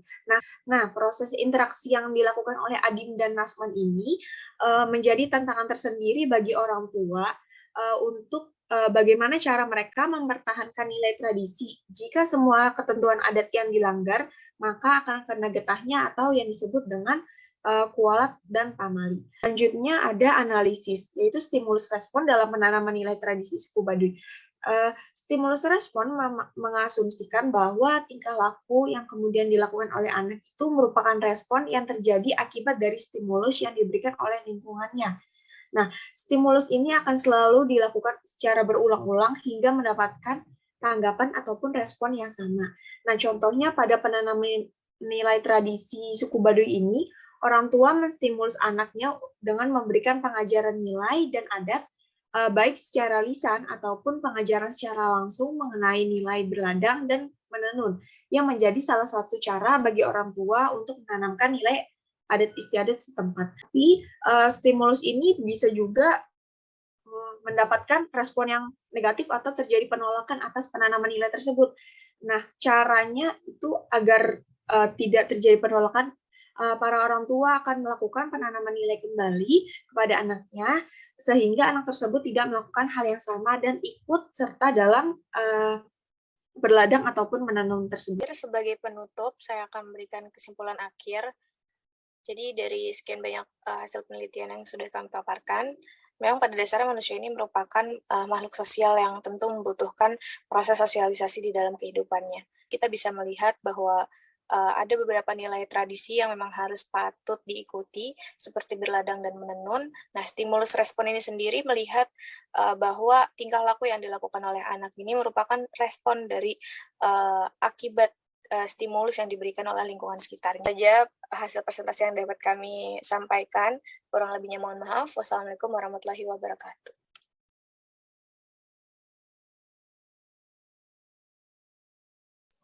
Assalamualaikum warahmatullahi wabarakatuh. Kami dari mahasiswa Pendidikan Sosiologi B 2019 Fakultas Ilmu Sosial Universitas Negeri Jakarta akan mempresentasikan hasil diskusi kami dan hasil penelitian kami mengenai nafkah keluarga suku Baduy di tengah pandemi COVID-19. Penelitian kami ini bertujuan untuk memenuhi ujian akhir semester mata kuliah Sosiologi Pedesaan. Kami beranggotakan 4 orang, saya sendiri yaitu Juliana Hutagaol, teman saya Muhammad Nurkolis, Natalia Kristiani Maruao, dan Tubagus Abdul Kailani.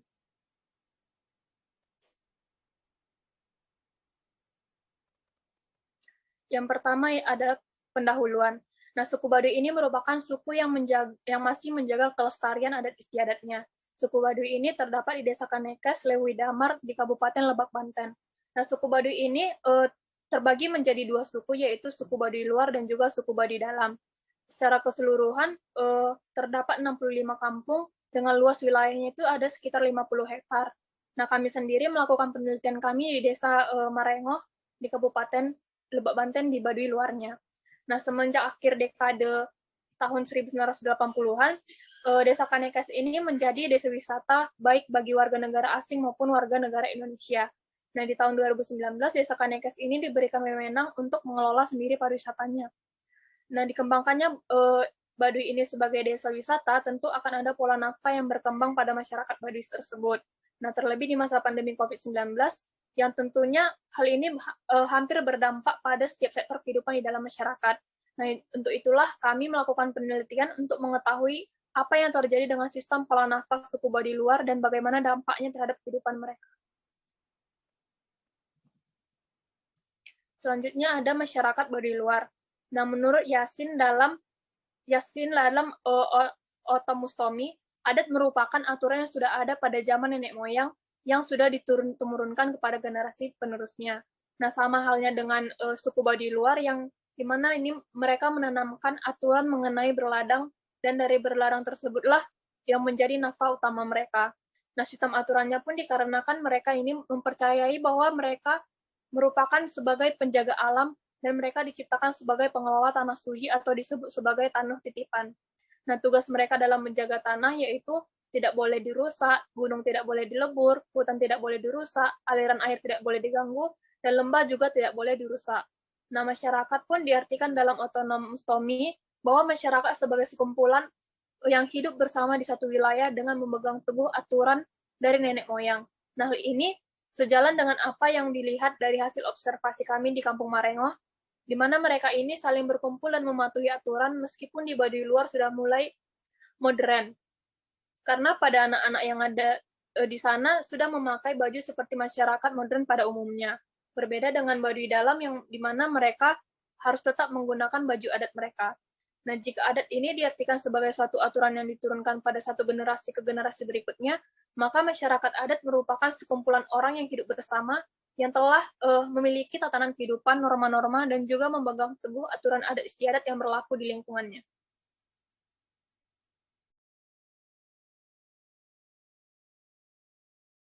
Selanjutnya ada pola nafkah, di mana di sini menurut Chambers dalam Darmawan 2001, livelihood merupakan cara individu dalam memenuhi kebutuhan mereka atau peningkatan hidup.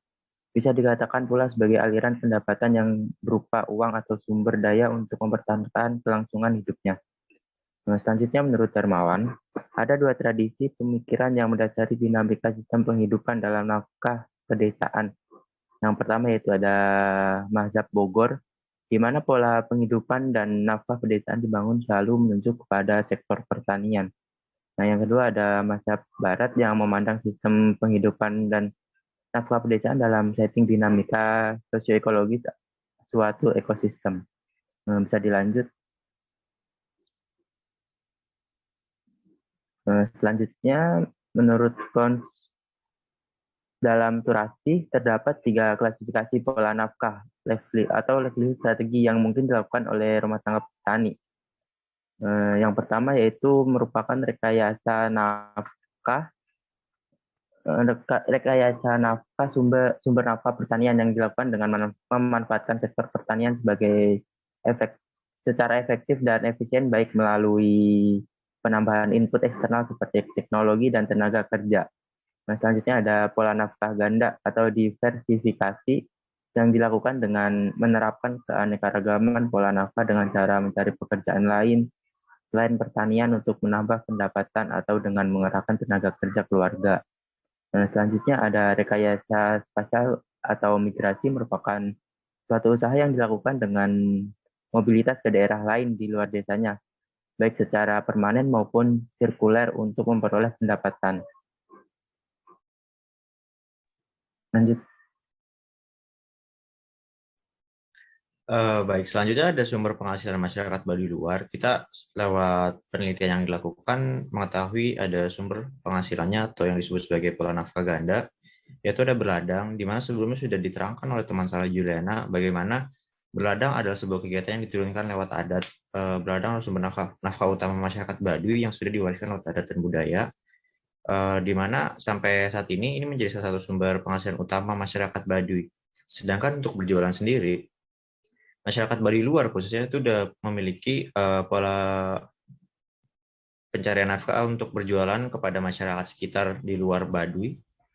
Untuk komoditas yang dijual sendiri adalah hasil ladang, namun dalam beberapa catatan lewat hukum adat yang tersedia, hanya beberapa komoditas yang boleh dijual keluar, seperti misalnya kunyit, lalu ada jahe, ada pisang, dan yang lain-lainnya. Untuk beras sendiri yang diproduksi oleh masyarakat Baduy itu tidak dapat dijual oleh masyarakat Baduy dan hanya boleh dikonsumsi.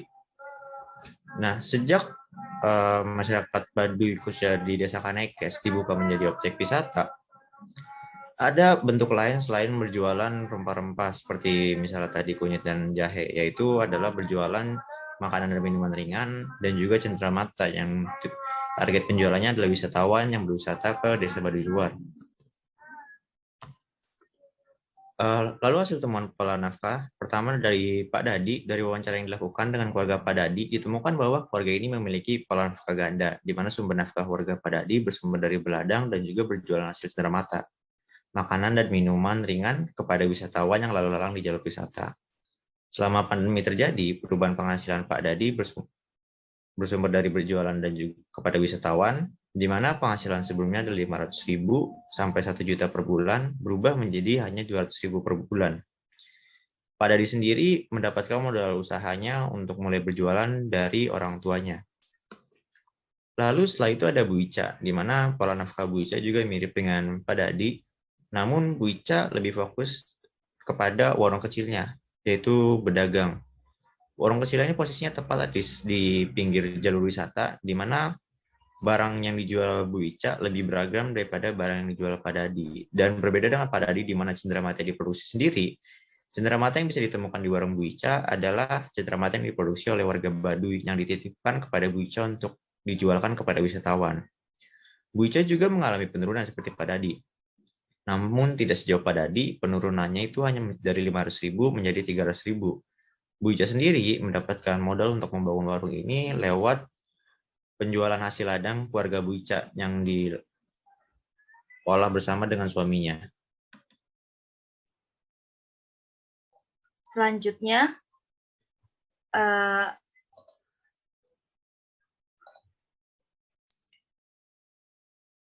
ada analisis temuan, yaitu sebelum menjadi desa wisata, pola pencarian nafkah bagi masyarakat Baduy itu sepenuhnya berfokus pada berladang dan menenun. Namun menenun itu dilakukan oleh wanita saat tidak membantu suaminya ke ladang, atau misalnya ketika mereka memang tidak ada pekerjaan gitu. Lalu setelah menjadi desa wisata, maka masyarakat Baduy itu mulai berfokus pada penjualan cenderamata. Nah, hal ini dikarenakan penduduk di masyarakat Baduy melihat banyaknya wisatawan yang berlalu lalang. Nah, kebiasaan tersebut akhirnya mempengaruhi pola pencarian masyarakat Baduy. Nah, semenjak pandemi, akhirnya mengakibatkan wisatawan jarang ke Baduy dan hal tersebut mempengaruhi penghasilan berjualan seperti yang tadi sudah dikatakan oleh teman saya, yaitu Tubagus. Tetapi meskipun mempengaruhi di dalam penghasilan berjualan, ternyata di dalam kehidupan masyarakat Baduy sendiri itu tidak berubah. Nah, selain itu, pola nafkah pada masyarakat Baduy sendiri itu memperlihatkan bahwa pola nafkah yang terjadi itu adalah pola nafkah ganda, karena suami dan istri saling mempunyai pekerjaan, baik itu berjualan atau berladang, atau yang sudah dijelaskan juga oleh Muhammad Nurkolis mengenai pola nafkah ganda. Nah, selanjutnya, dalam pandangan Bourdieu sendiri, masyarakat itu memiliki modal untuk meraih modal yang lebih tinggi. Nah, salah satunya adalah modal ekonomi. Modal ekonomi masyarakat Baduy kebanyakan itu berasal dari penghasilan di ladang, di mana beberapa komoditas yang sudah disebutkan seperti kunyit, pisang itu dijual untuk modal ekonomi dan untuk pembangunan warung seperti informan kami, di mana pendapatannya bisa lebih besar. Namun masih ada ditemukan bahwa modal warung yang diberikan oleh orang tua mereka, kayak seperti salah satu informan kami yang laki-laki, bahwa mereka mendapatkannya dari orang tua. Nah, selain itu, informan kami juga itu memiliki modal sosial di mana dia bisa menjual cendeраmatanya secara online melalui WhatsApp ataupun SMS kepada wisatawan yang sudah ditemuinya terlebih dahulu di Baduy itu sendiri. Nah, hal itu bisa menjadi tambahan penghasilan bagi keluarga para informan.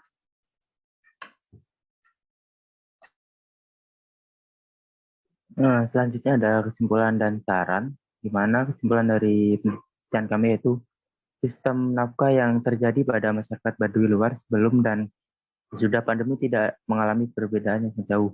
Mereka masih memenuhi kebutuhan melalui berladang dan berjualan. Meskipun pandemi memaksa wisatawan yang menjadi salah satu sumber penghasilan dalam berjualan, serta penghasilan yang menurun tidak membuat masyarakat Baduy luar merasa kekurangan. Gaya hidup yang menerima apa saja yang diberikan oleh alam dan enggan merasa kurang atas pemberian alam, membuat kehidupan masyarakat Baduy luar tidak terlalu berpengaruh secara signifikan. Namun, pola pencarian nafkah mereka rasanya dapat menjadi solusi dengan gaya hidup yang membantu mereka terus bertahan. Pola pencarian nafkah suku Baduy luar rasanya sudah sangat pas dengan gaya hidup mereka, yang mengikuti kepercayaan adat bahwa pemberian dari alam seharusnya selalu cukup untuk manusia dapat hidup berdampingan. Karena hal tersebut, kepercayaan adat tersebut menjadi satu-satunya hal yang tidak hanya suku Baduy luar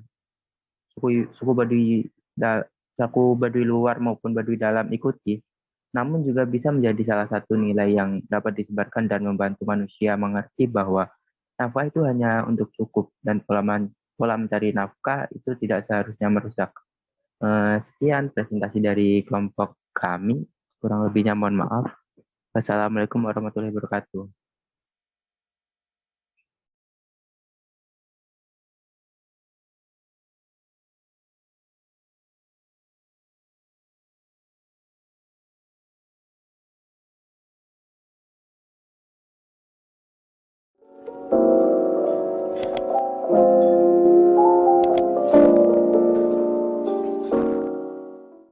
Assalamualaikum warahmatullahi wabarakatuh. Kami dari kelompok 7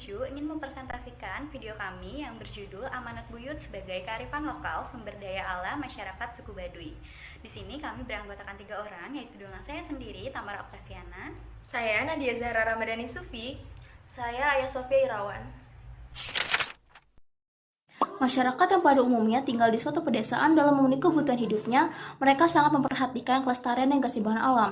Mereka juga masih percaya dengan hal-hal yang gaib. Adanya keyakinan ini merupakan suatu tindakan masyarakat yang mengandung kearifan dalam menjaga keseimbangan dengan lingkungan alamnya. Hal tersebut juga dilakukan oleh masyarakat suku Baduy yang berpegang teguh pada amanat buyut. Nah, amanat buyut ini merupakan pesan dari leluhur yang harus dipegang teguh oleh masyarakat suku Baduy.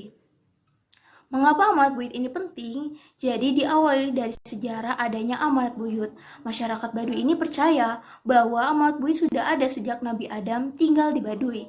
Karena berbagai aktivitas dan kebiasaan Nabi Adam pada masa itu dilakukan secara berulang-ulang, akhirnya menjadi tradisi atau kebudayaan yang diterapkan.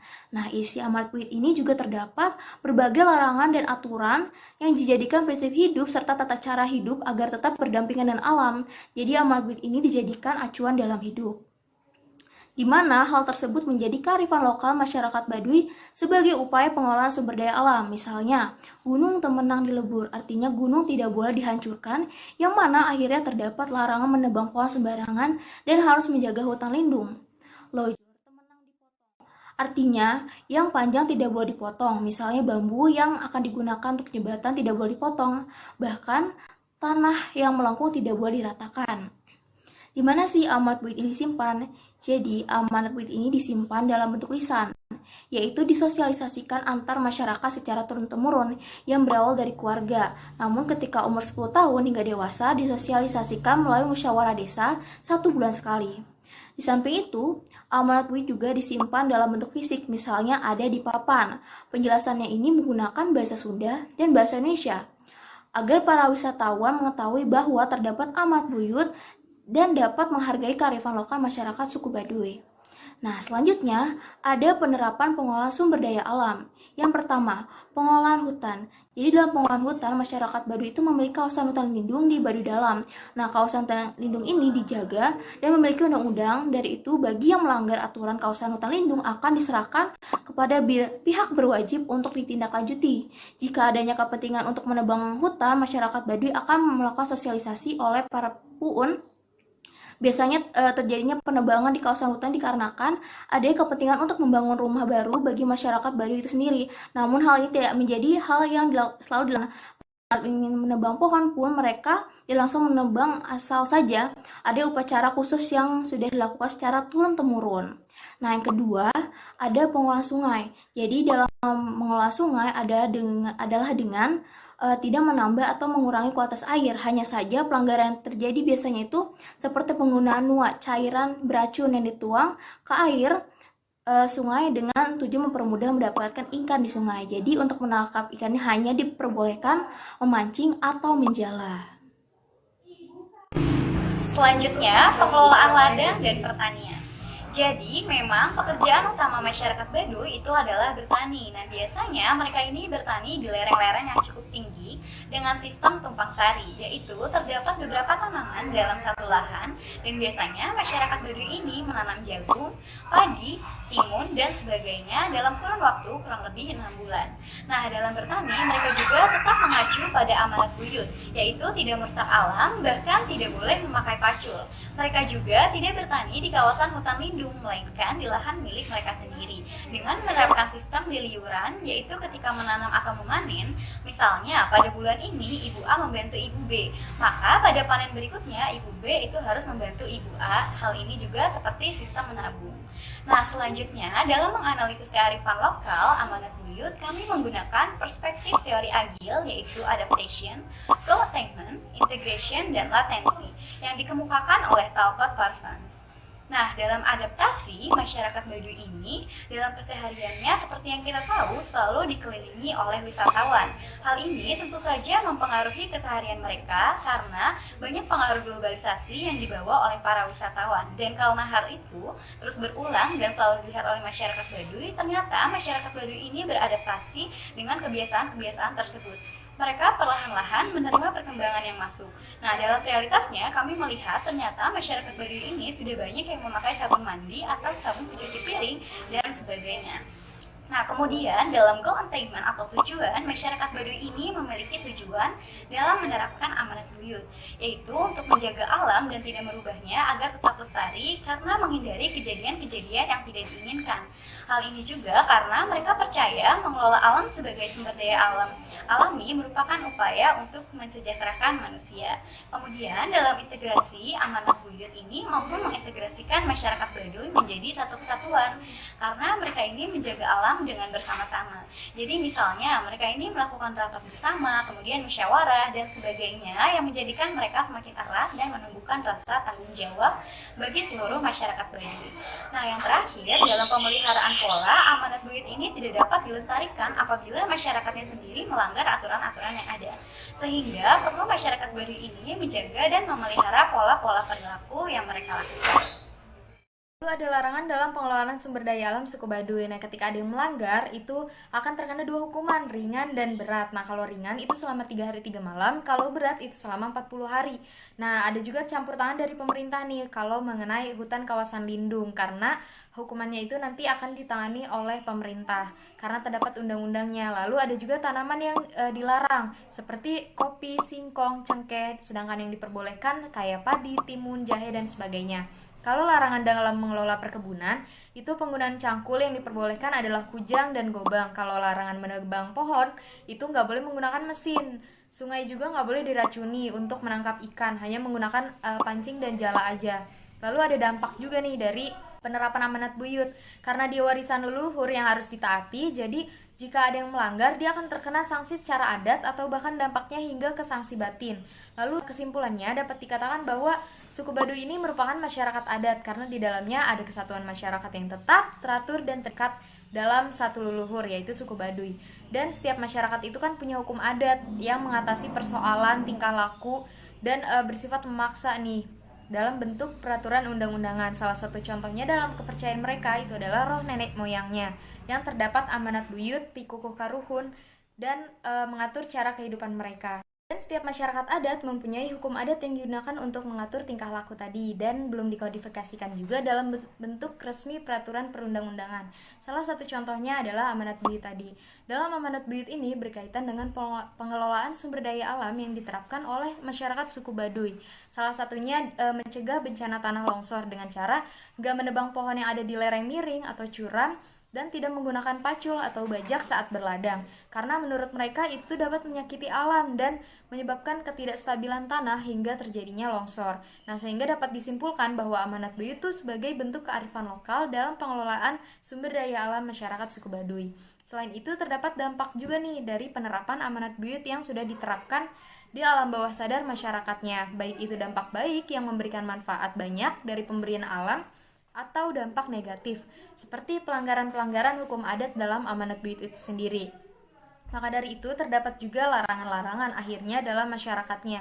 Lalu dalam saran, penerapan kearifan lokal amanat buyut ini diharapkan dapat diadopsi oleh masyarakat yang mengunjunginya, yaitu dengan hidup berjalan seiringan dengan alam, menjaga alam, dan percaya bahwa jika kita merusak alam, maka alam juga dapat memberikan musibah kepada kita. Nah, seperti dalam pengelolaan hutannya, pengelolaan ladang, dan pengelolaan sungainya.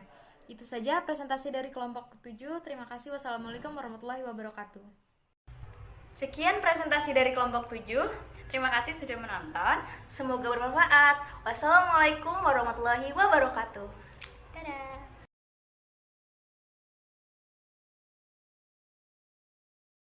Assalamualaikum warahmatullahi wabarakatuh. Kami dari kelompok 8 ingin memaparkan hasil penelitian kami yang berjudul Strategi Kelembagaan Sosial Masyarakat Suku Baduy di Masa Pandemi COVID-19. Kami terdiri dari Aditya Alwianto, Fatimah Zahra, Siti Humairo, dan Fia Alfian Zain. Yang pertama ada latar belakang penelitian. Indonesia terkenal dengan beragam suku bangsa dan kebudayaannya. Setiap tempat pasti memiliki kebudayaan yang terlembagakan, karena manusia dan kebudayaan adalah satu hal yang tidak bisa dipisahkan. Salah satu contohnya ialah masyarakat Baduy. Masyarakat Baduy itu masih menjaga kebudayaannya, mereka masih memelihara aturan dan norma yang telah ditetapkan. Namun di sisi lain, masyarakat masyarakat Baduy juga sering menerima kunjungan dari pendatang yang memiliki latar belakang aturan, norma, dan budaya yang berbeda dengan mereka.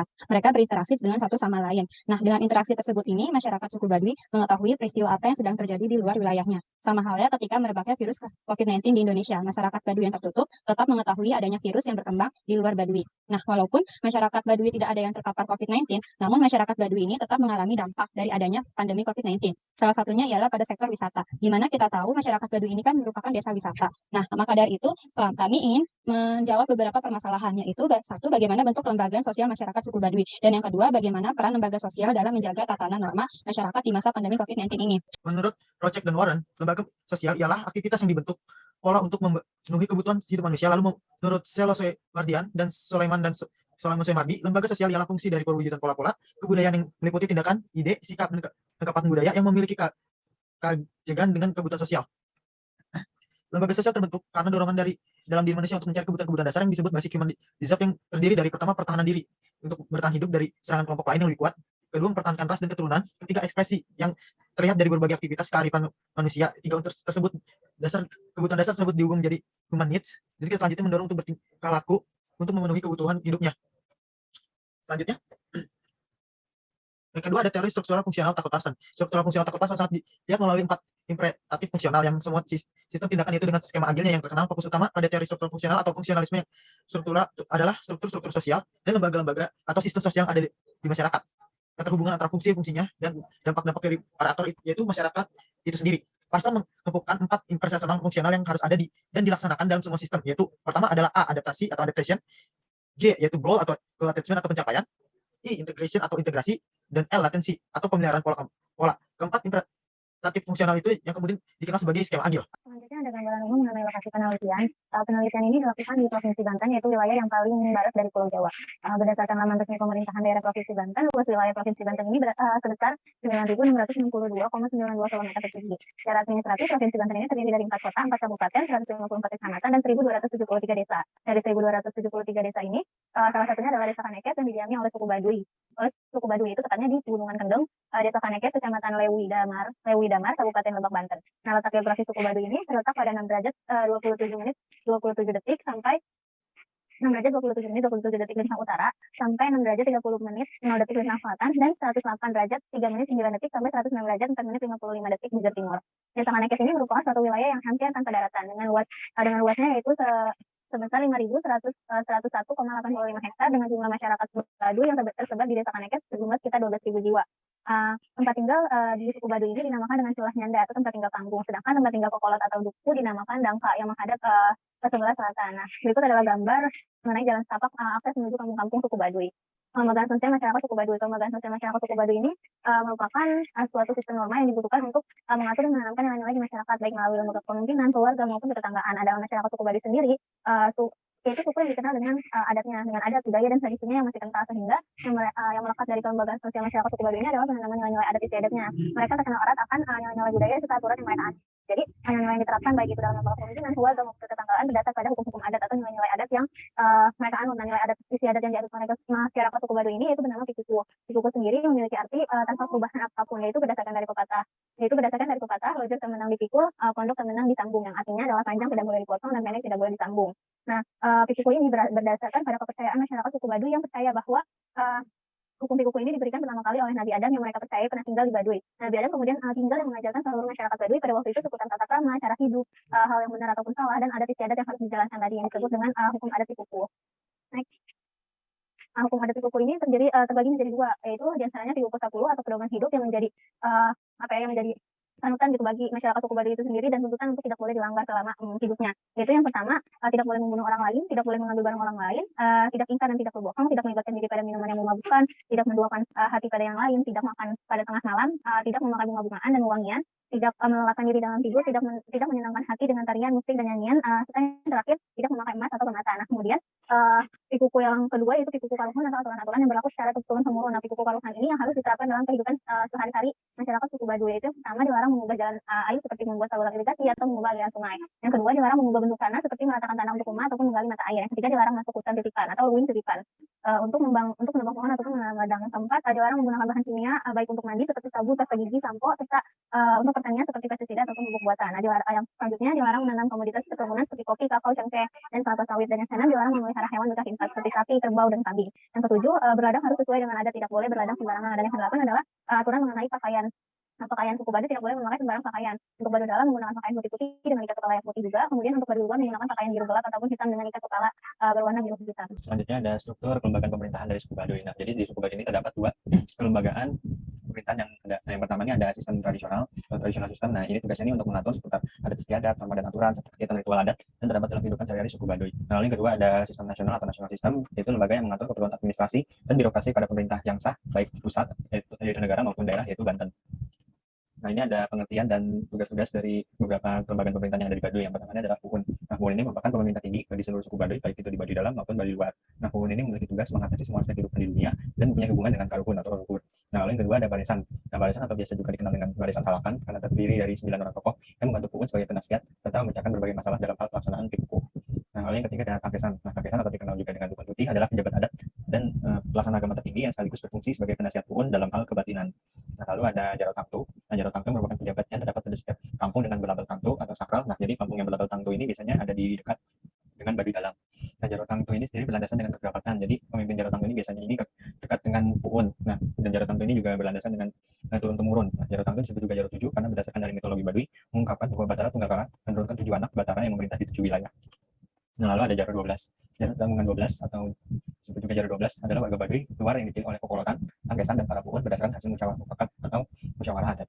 Nah, Jaro Tanggungan 12 ini bertugas memberikan perlindungan dan penasihatan hukum kepada seluruh wilayah, seluruh masyarakat Baduy atas perilaku dan tingkah polanya di luar batas wilayah Baduy maupun di wilayah Baduy yang dapat merugikan orang lain atau dirugikan orang lain. Jadi tugas dari Jaro 12 ini adalah untuk mensosialisasikan apa yang nggak boleh dilakukan oleh orang Baduy ini selama di dalam Baduy maupun di luar Baduy.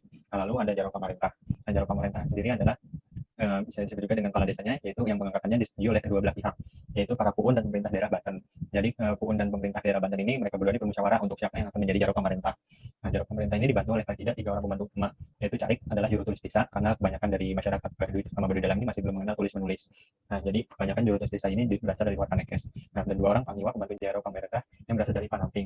Nah, tugas Jaro Pamarentah ini sebagai penyambung lidah antara Puun sebagai perwakilan dari Baduy dan juga pemerintah daerah Provinsi Banten sebagai perwakilan dari pemerintahan yang sah. Nah, lalu ada Kokolotan Adat atau Lembur. Nah, Kokolotan Lembur yang menjadi pemimpin Pikukuh. Nah, ini bertugas atas nama Puun untuk mengawasi, mengatur, dan melaksanakan ketentuan Puun. Nah, jadi kan di kampung Baduy ini terdapat banyak kampung dan tentunya Puun nggak bisa mengawasinya satu-satu. Nah, jadi adanya Kokolotan Adat ini sebagai perpanjangan tangan dari Puun untuk mengawasi, mengatur, dan melaksanakan semua hal yang berkaitan dengan Pikukuh. Lalu ada Kokolotan Lembur. Lalu ada Kokolotan Lembur. Nah, Kokolotan Lembur ini kedudukannya ini sejajar dengan ketua rukun kampung dalam sistem pemerintahan formal seperti RT atau RW. Lalu selanjutnya ada adat istiadat dan kearifan lokal sebagai mitigasi bencana pandemi COVID-19. Kearifan lokal dapat dimaknai sebagai berbagai strategi hidup dalam bentuk kegiatan yang dilakukan oleh masyarakat setempat untuk memenuhi kebutuhan meliputi pandangan hidup, pengetahuan, dan semua elemen kehidupan. Dalam hal ini, masyarakat Baduy itu masih hidup sederhana. Mereka masih memegang teguh kepercayaan dan adat istiadat serta hidup dengan kebijaksanaan setiap hari. Kepercayaan dan adat istiadat inilah yang menjadikan masyarakat Baduy ini bisa terbebas dari adanya pandemi COVID-19. Pikukuh ini tuh menjaga masyarakat Baduy agar terhindar dari pandemi. Salah satu aturan dari Pikukuh itu kan masyarakat Baduy dilarang menggunakan bahan kimia untuk kehidupan sehari-hari. Secara tidak langsung mereka menerapkan gaya hidup sehat karena mereka berladang tidak menggunakan pestisida atau pupuk berbahan kimia lainnya serta mereka mengonsumsi bahan-bahan yang berbebas dari bahan kimia. Lalu masyarakat Baduy juga cenderung menarik diri dari lingkungan luar. Hal ini tuh membuat mobilitas di suku Baduy itu sangat minim sehingga mereka secara tidak langsung sudah melakukan lockdown dari sebelum adanya pandemi COVID-19. Nah, ketika ada pandemi, di dalam desa juga tidak ada aturan khusus yang mengisyaratkan adanya pandemi gitu. Mereka tetap mengikuti aturan-aturan seperti biasanya. Ada beberapa aturan yang baru diterapkan, yaitu biasanya tetua adat melakukan ritual khusus yang kemudian dari hasil ritual itu ada air yang sudah diberi mantra-mantra. Air tersebut kemudian dibagikan kepada setiap rumah warga. Nah, air tersebut dipercayai oleh warga dapat melindungi mereka dari segala mara bahaya dan dipercaya bisa membersihkan diri ketika mereka pergi keluar Baduy. Terakhir ada kesimpulan. Suku Baduy merupakan suku yang dikenal dengan adat, budaya, dan tradisi yang masih kental. Meskipun mereka terkena globalisasi dan modernisasi, mereka tetap berpegang teguh terhadap aturan-aturan adat yang mereka percaya. Aturan tadi yang disebut Pikukuh yang dimana tidak boleh dikurangi atau tidak boleh ditambahkan atau tanpa ada perubahan apapun. Nah, secara struktur, masyarakat Baduy dalam itu menempati strata sosial paling tinggi. Nah, dalam suku Baduy terdapat 2 pemerintahan, yaitu ada pemerintahan nasional dan ada pemerintahan adat. Mereka menghadapi masa pandemi COVID ini dengan menjadikan adat istiadat dan kearifan lokal sebagai mitigasi bencana. Mereka tetap ada seperti itu, tetap menerapkan adat istiadat seperti awalnya. Mereka tidak menambahkan maupun memberikan aturan khusus terkait pandemi. Palingan hanya tetua adat yang hanya memberikan ritual yang kemudian memberikan air yang sudah diberi mantra-mantra kepada setiap warganya. Sekian dari kelompok kami, kurang lebihnya mohon maaf. Assalamualaikum warahmatullahi wabarakatuh.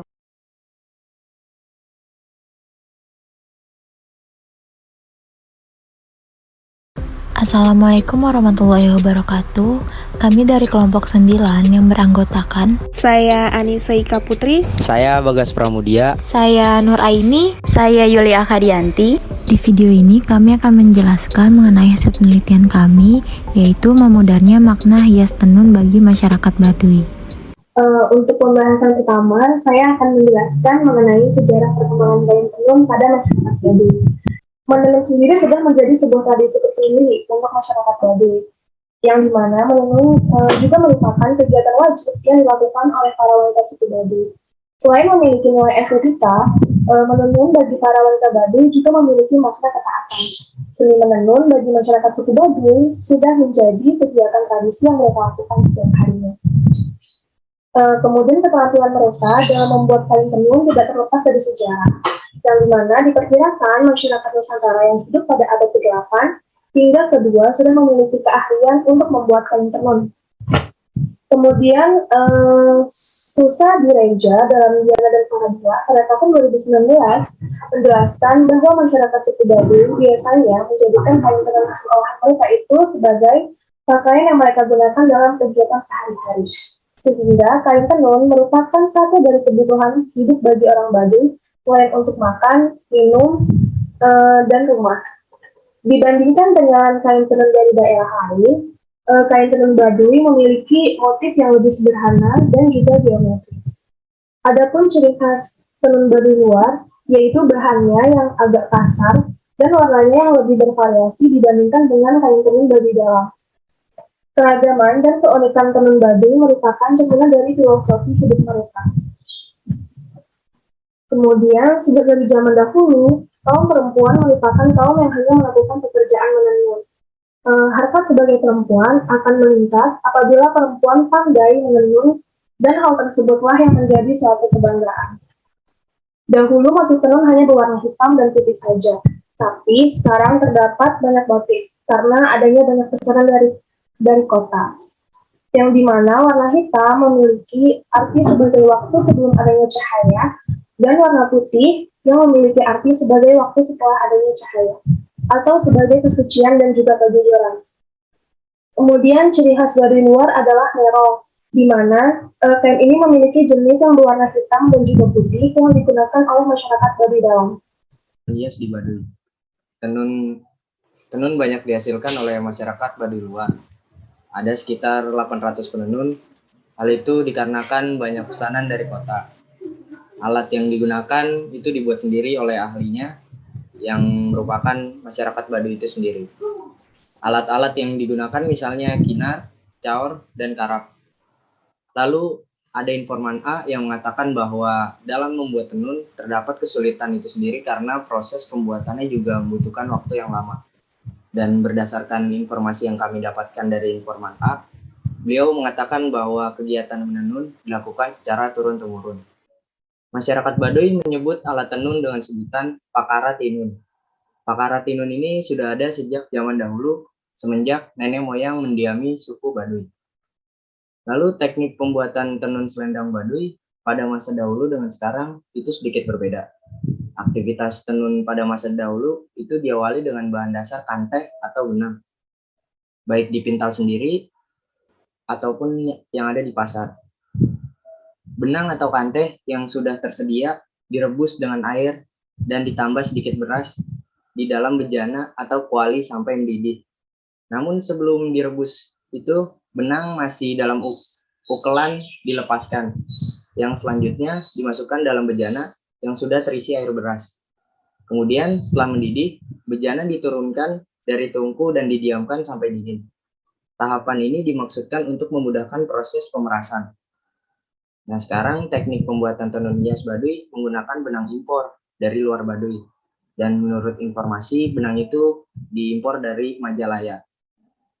Lalu tata cara membuat motif tenun selendang Baduy merupakan amanat dari para leluhur yang motifnya diambil dari pencerminan alam. Dan ada juga yang merupakan kreasi tersendiri dari orang Baduy masa kini. Hal tersebut tidak dilarang, karena mereka berpendapat bahwa manusia itu diberi akal untuk melengkapi kehidupannya. Maka untuk menjadi manusia yang lengkap, Mereka harus mempunyai keterampilan dalam hidupnya. Menciptakan suatu motif tersebut juga merupakan suatu tanda bahwa akal pikiran mereka itu jalan. Dapat dikatakan bohong apabila ada yang mengatakan orang Baduy itu kuno dan tidak mau berkembang, serta membuka diri. Hal ini disebabkan oleh kesimpang siuran informasi yang membuat persepsi masyarakat luar itu salah. Jadi selanjutnya saya akan membahas tentang makna kain tenun hias khas Baduy. Jadi kain tenun Baduy itu memiliki kekhasan tersendiri, menunjukkan identitas dan makna simbolik di dalamnya. Jadi motif kain tenun Baduy ini tidak terlepas dari unsur alam, fungsi pemakaian, dan nilai adat. Dan tentunya terdapat perbedaan antara Baduy luar maupun dengan Baduy dalam. Untuk Baduy dalam didominasi dengan warna putih yang diartikan dengan kesucian dan aturan yang belum terpengaruh dari budaya luar. Selain itu, teksturnya yang kasar dan motif sederhana menjadi ciri khas lainnya dari kain ini. Sedangkan untuk suku Baduy luar, kain didominasi dengan warna hitam dan biru tua. Bagi perempuan, kain digunakan untuk membuat baju adat yang memiliki bentuk menyerupai kebaya. Sedangkan hasil tenun akan digunakan dalam kegiatan adat. Selanjutnya itu ada ragam hias pada kain tenun Baduy yang berbentuk geometris.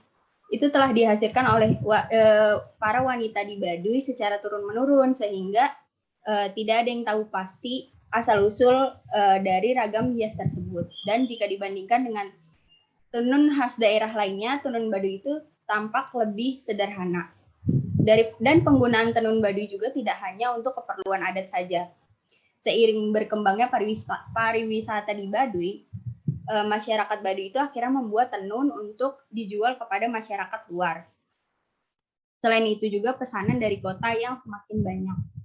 Lalu untuk kain khas tenun yang juga disebut dengan kain songket itu tidak memiliki ciri khas tersendiri karena hasil tenun itu difokuskan untuk diperjualbelikan baik di Baduy itu sendiri atau pesanan dari luar kota. Jadi untuk kain batik merong itu sendiri bermotif daun jengjeng dan kembang riang. Lalu teknik yang digunakan yaitu teknik cap. Walaupun batik merong itu sebenarnya sudah bukan asli dari Baduy atau sebenarnya itu tuh udah dibuat di luar Baduy, tapi penggunaannya itu tetap digunakan untuk acara adat masyarakat Baduy luar, seperti upacara kematian, perkawinan, dan kelahiran. Namun pada saat berladang, masyarakat Baduy luar itu sekarang sudah menggunakan pakaian biasa kayak yang kita pakai sehari-hari. Baik, materi yang terakhir yaitu memudarnya makna hias tenun bagi masyarakat Baduy dalam teori interaksionisme simbolik. Nah, teori interaksionisme simbolik ini menjelaskan bahwa kehidupan sosial pada dasarnya adalah interaksi manusia dengan menggunakan simbol-simbol. Nah, perspektif ini berusaha memahami perilaku manusia berdasarkan sudut pandang subjek. Sejak zaman dahulu, perempuan suku Baduy sudah menenun, yaitu sebagai pekerjaan mereka. Nah, sejak kecil, perempuan suku Baduy ini sudah diajarkan untuk menenun. Nah, menenun bagi perempuan suku Baduy ini merupakan makna dari ketaatan. Nah, seni menenun bagi masyarakat suku Baduy ini sudah menjadi kegiatan tradisi yang mereka lakukan setiap harinya. Biasanya kain yang dihasilkan dari menenun ini digunakan untuk kegiatan sehari-hari, sehingga kain tenun ini sudah merupakan kebutuhan bagi masyarakat Baduy. Nah, memudarnya makna dari kain tenun ini karena adanya interaksi dari luar seperti yang dijelaskan dalam perspektif interaksionisme simbolik. Makna yang diinterpretasikan individu dapat berubah dari waktu ke waktu sejalan dengan perubahan situasi yang ditemukan dalam interaksi sosial. Nah, kain tenun Baduy ini bergeser maknanya menjadi kebutuhan komoditas. Nah, masyarakat Baduy ini membuat kain tenun untuk dijual atau membuat kain tenun jika ada pesanan dari kota. Nah, motifnya pun beragam dan berwarna-warni, tetapi tidak memiliki makna tersendiri gitu. Hal ini karena adanya komunikasi atau pertukaran simbol yang diberi makna. Nah, interaksionisme simbolik ini mempelajari sifat interaksi yang merupakan kegiatan sosial yang dinamis. Kain merong yang merupakan identitas masyarakat Baduy luar juga sudah diperjualbelikan untuk para wisatawan yang datang berkunjung. Nah, meskipun begitu, kain merong tetap menjadi identitas masyarakat Baduy luar. Sekian video dari kami. Wassalamualaikum warahmatullahi wabarakatuh.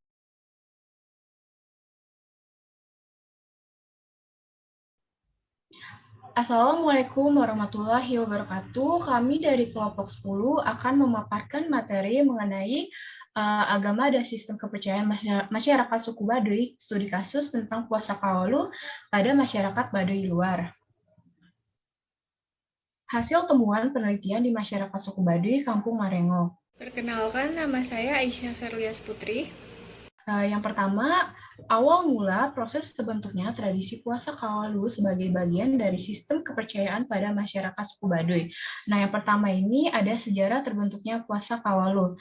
Sejarah terbentuknya puasa Kawalu itu terjadi melalui sosialisasi lisan dari nenek moyang yang kemudian diteruskan oleh ketua adat dan masing-masing keluarga kepada para anak-anaknya. Yang dimana kemudian puasa Kawalu ini itu berpedoman pada pikuku. Nah, pikuku ini itu berisi mengenai aturan, pedoman dari nenek moyang yang kemudian harus dijalankan oleh semua masyarakat suku Baduy. Arti dari kata Kawalu sendiri adalah rasa syukur terhadap keberhasilan dalam pertanian yang dilakukan dan diwujudkan dalam cara berpuasa. Tradisi Kawalu ini juga dilakukan sebagai permohonan doa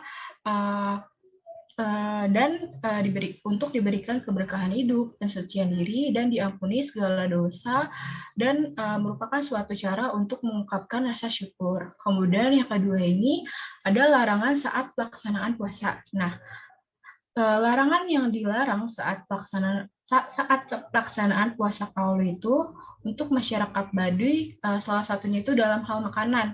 Nah, makanan yang dilarang saat pelaksanaan puasa Kawalu itu yang pertama itu ada telur ayam, sate daging kambing, minuman keras babi, dan yang lain-lainnya. Nah, telur ayam ini itu dilarang dimakan karena disakralkan oleh masyarakat Baduy pada saat pelaksanaan puasa Kawalu. Karena telur ayam ini itu untuk disajikan pada saat hari perayaan upacara Kawalu. Jadi telur ayam ini hanya bisa dimakan setelah puasa Kawalu itu selesai dilaksanakan.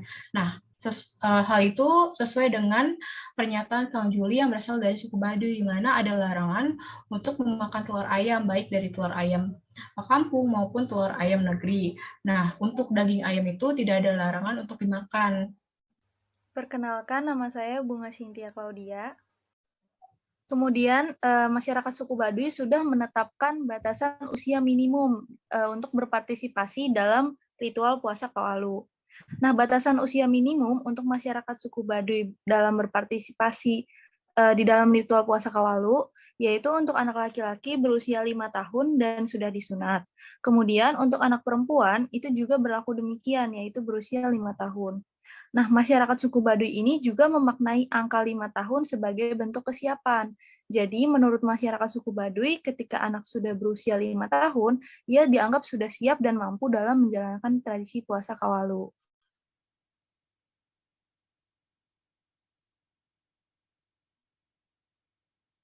Next.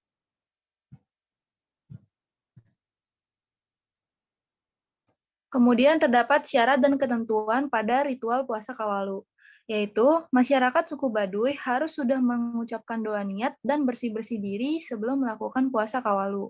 Nah, tindakan bersih-bersih ini merupakan sebuah simbol yang berarti mengusahakan kebersihan dan kesucian hati pada masyarakat suku Baduy. Nama saya Febrina Hermalia Putri.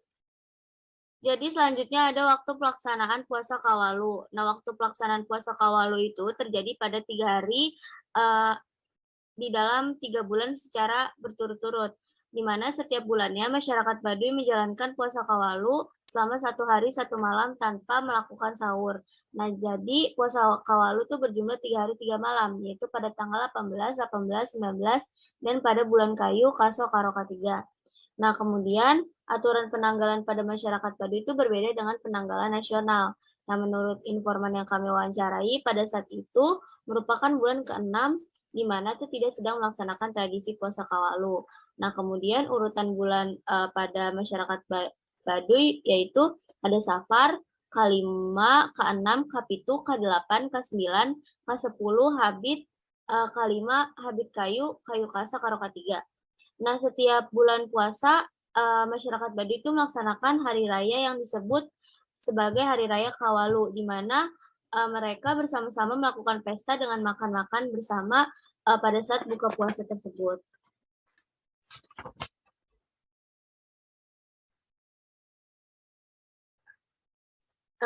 Kemudian selanjutnya itu ada pada saat bulan puasa Kawalu tuh wisatawan dilarang masuk ke dalam pemukiman Baduy. Nah, hal tersebut tuh berlaku hanya pada masyarakat Baduy dalam saja, sedangkan pada masyarakat Baduy luar masih diperbolehkan untuk dikunjungi oleh wisatawan. Nah, alasannya tuh karena agar kesucian di pemukiman masyarakat Baduy itu tetap terjaga, kemudian tidak mengotori pemukiman Baduy, dan agar lebih khusyuk dalam melaksanakan puasa Kawalu.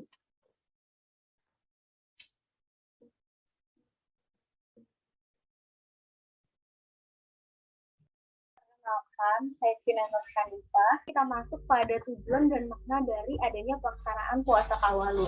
Nah, adanya pelaksanaan puasa Kawalu yang dilaksanakan pada 3 bulan berturut-turut di satu hari setiap bulannya ini memiliki tujuan dan makna tersendiri.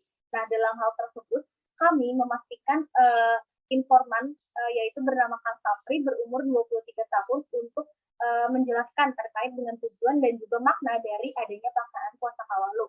Nah, untuk tujuan dan makna sendiri yaitu adalah untuk meminta pengampunan dosa dan juga untuk menyucikan diri bagi masyarakat Baduy yang menjalankan ibadah puasa Kawalu dengan kepercayaan Sunda Wiwitan. Bisa di next. Nah, selanjutnya ini terdapat agen sosialisasi, di mana adanya puasa Kawalu ini diinternalisasikan atau disosialisasikan dalam 3 lembaga sosialisasi atau 3 agen sosialisasi. Yang pertama ini ada ketua adat sebagai lembaga pemerintahan, yang kedua ada keluarga yaitu sebagai agen atau unit terkecil dari sosialisasi yaitu lembaga keluarga, dan yang ketiga ada juga dari tetangga. Jadi next. Nah, selanjutnya kita masuk pada sanksi, di mana sanksi apabila masyarakat tidak menjalankan puasa Kawalu atau masyarakat yang memiliki kepercayaan Sunda Wiwitan tidak melaksanakan tradisi tersebut, maka terdapat sanksi yang harus diterima oleh masyarakat Baduy apabila tidak melakukan puasa Kawalu tersebut. Di antaranya yaitu ada sanksi batin berupa penyakit, dan juga ada juga sanksi teguran lisan maupun juga penyesalan diri. Nah, hal tersebut kita pastikan kembali nih kepada informan kita yaitu Kang Sapri bahwa terdapat sanksi tersebut yang akan diterima oleh masyarakat Baduy apabila mereka tidak melaksanakan tradisi dari puasa Kawalu.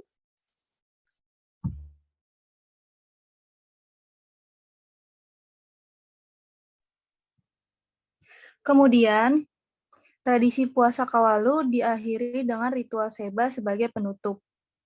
Nah, di mana ritual seba dibagi menjadi 2, yaitu nalaksa yang merupakan tradisi membagikan hasil bumi kepada gubernur setempat berupa ubi, pisang, beras, dan lain-lain. Kemudian nganyaran yang merupakan tradisi menukar makanan kepada tetangga sekitar. Kegiatan nalaksa sendiri jika dilakukan oleh masyarakat suku Baduy ini dimaknai sebagai bentuk penghormatan kepada para pemimpin yang bertujuan agar masyarakat suku Baduy ini dapat diakui secara hukum. Nah, kemudian nganyaran dilakukan oleh masyarakat suku Baduy dikarenakan kegiatan nganyaran dimaknai oleh masyarakat suku Baduy sebagai ungkapan rasa syukur dan wujud dalam menjalin silaturahmi di antara tetangga.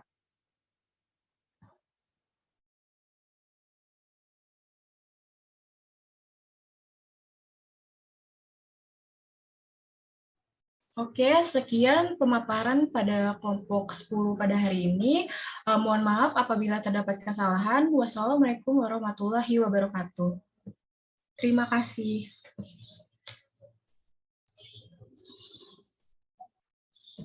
Terakhir, saya akan memberikan kesimpulan mengenai hasil dari penelitian tiap-tiap kelompok yang tentunya memiliki judul-judul yang menarik. Jadi kami dapat mengetahui baik secara subjektif dan juga objektif mengenai nilai-nilai, adat istiadat, bagaimana mata pencaharian suku Baduy, dan juga kehidupan-kehidupan dari masyarakat suku Baduy itu sendiri, sesuai dengan judul-judul yang telah kami paparkan. Hal tersebut kemudian juga dapat kami analisis menggunakan teori-teori sosiologi terkait yang sudah kami pelajari sebelumnya. Selain itu, masyarakat suku Baduy itu sendiri masih terus melanggengkan dan juga mempertahankan nilai-nilai, tradisi, dan juga kekhasan dari masyarakat suku Baduy itu sendiri. Hal ini merupakan upaya bagi mereka untuk bisa terus melanjutkannya ke generasi berikutnya. Meskipun masyarakat suku Baduy ini sendiri sudah melakukan kontak langsung dengan masyarakat luar, tetapi hal ini juga tidak meluputkan masyarakat suku Baduy itu sendiri untuk terus melanggengkan apa yang telah dipercayainya sebagai adat dan tradisi dari mereka. Sekian hasil presentasi dari tiap-tiap kelompok yang telah kami paparkan. Kurang lebihnya mohon maaf. Wassalamualaikum warahmatullahi wabarakatuh.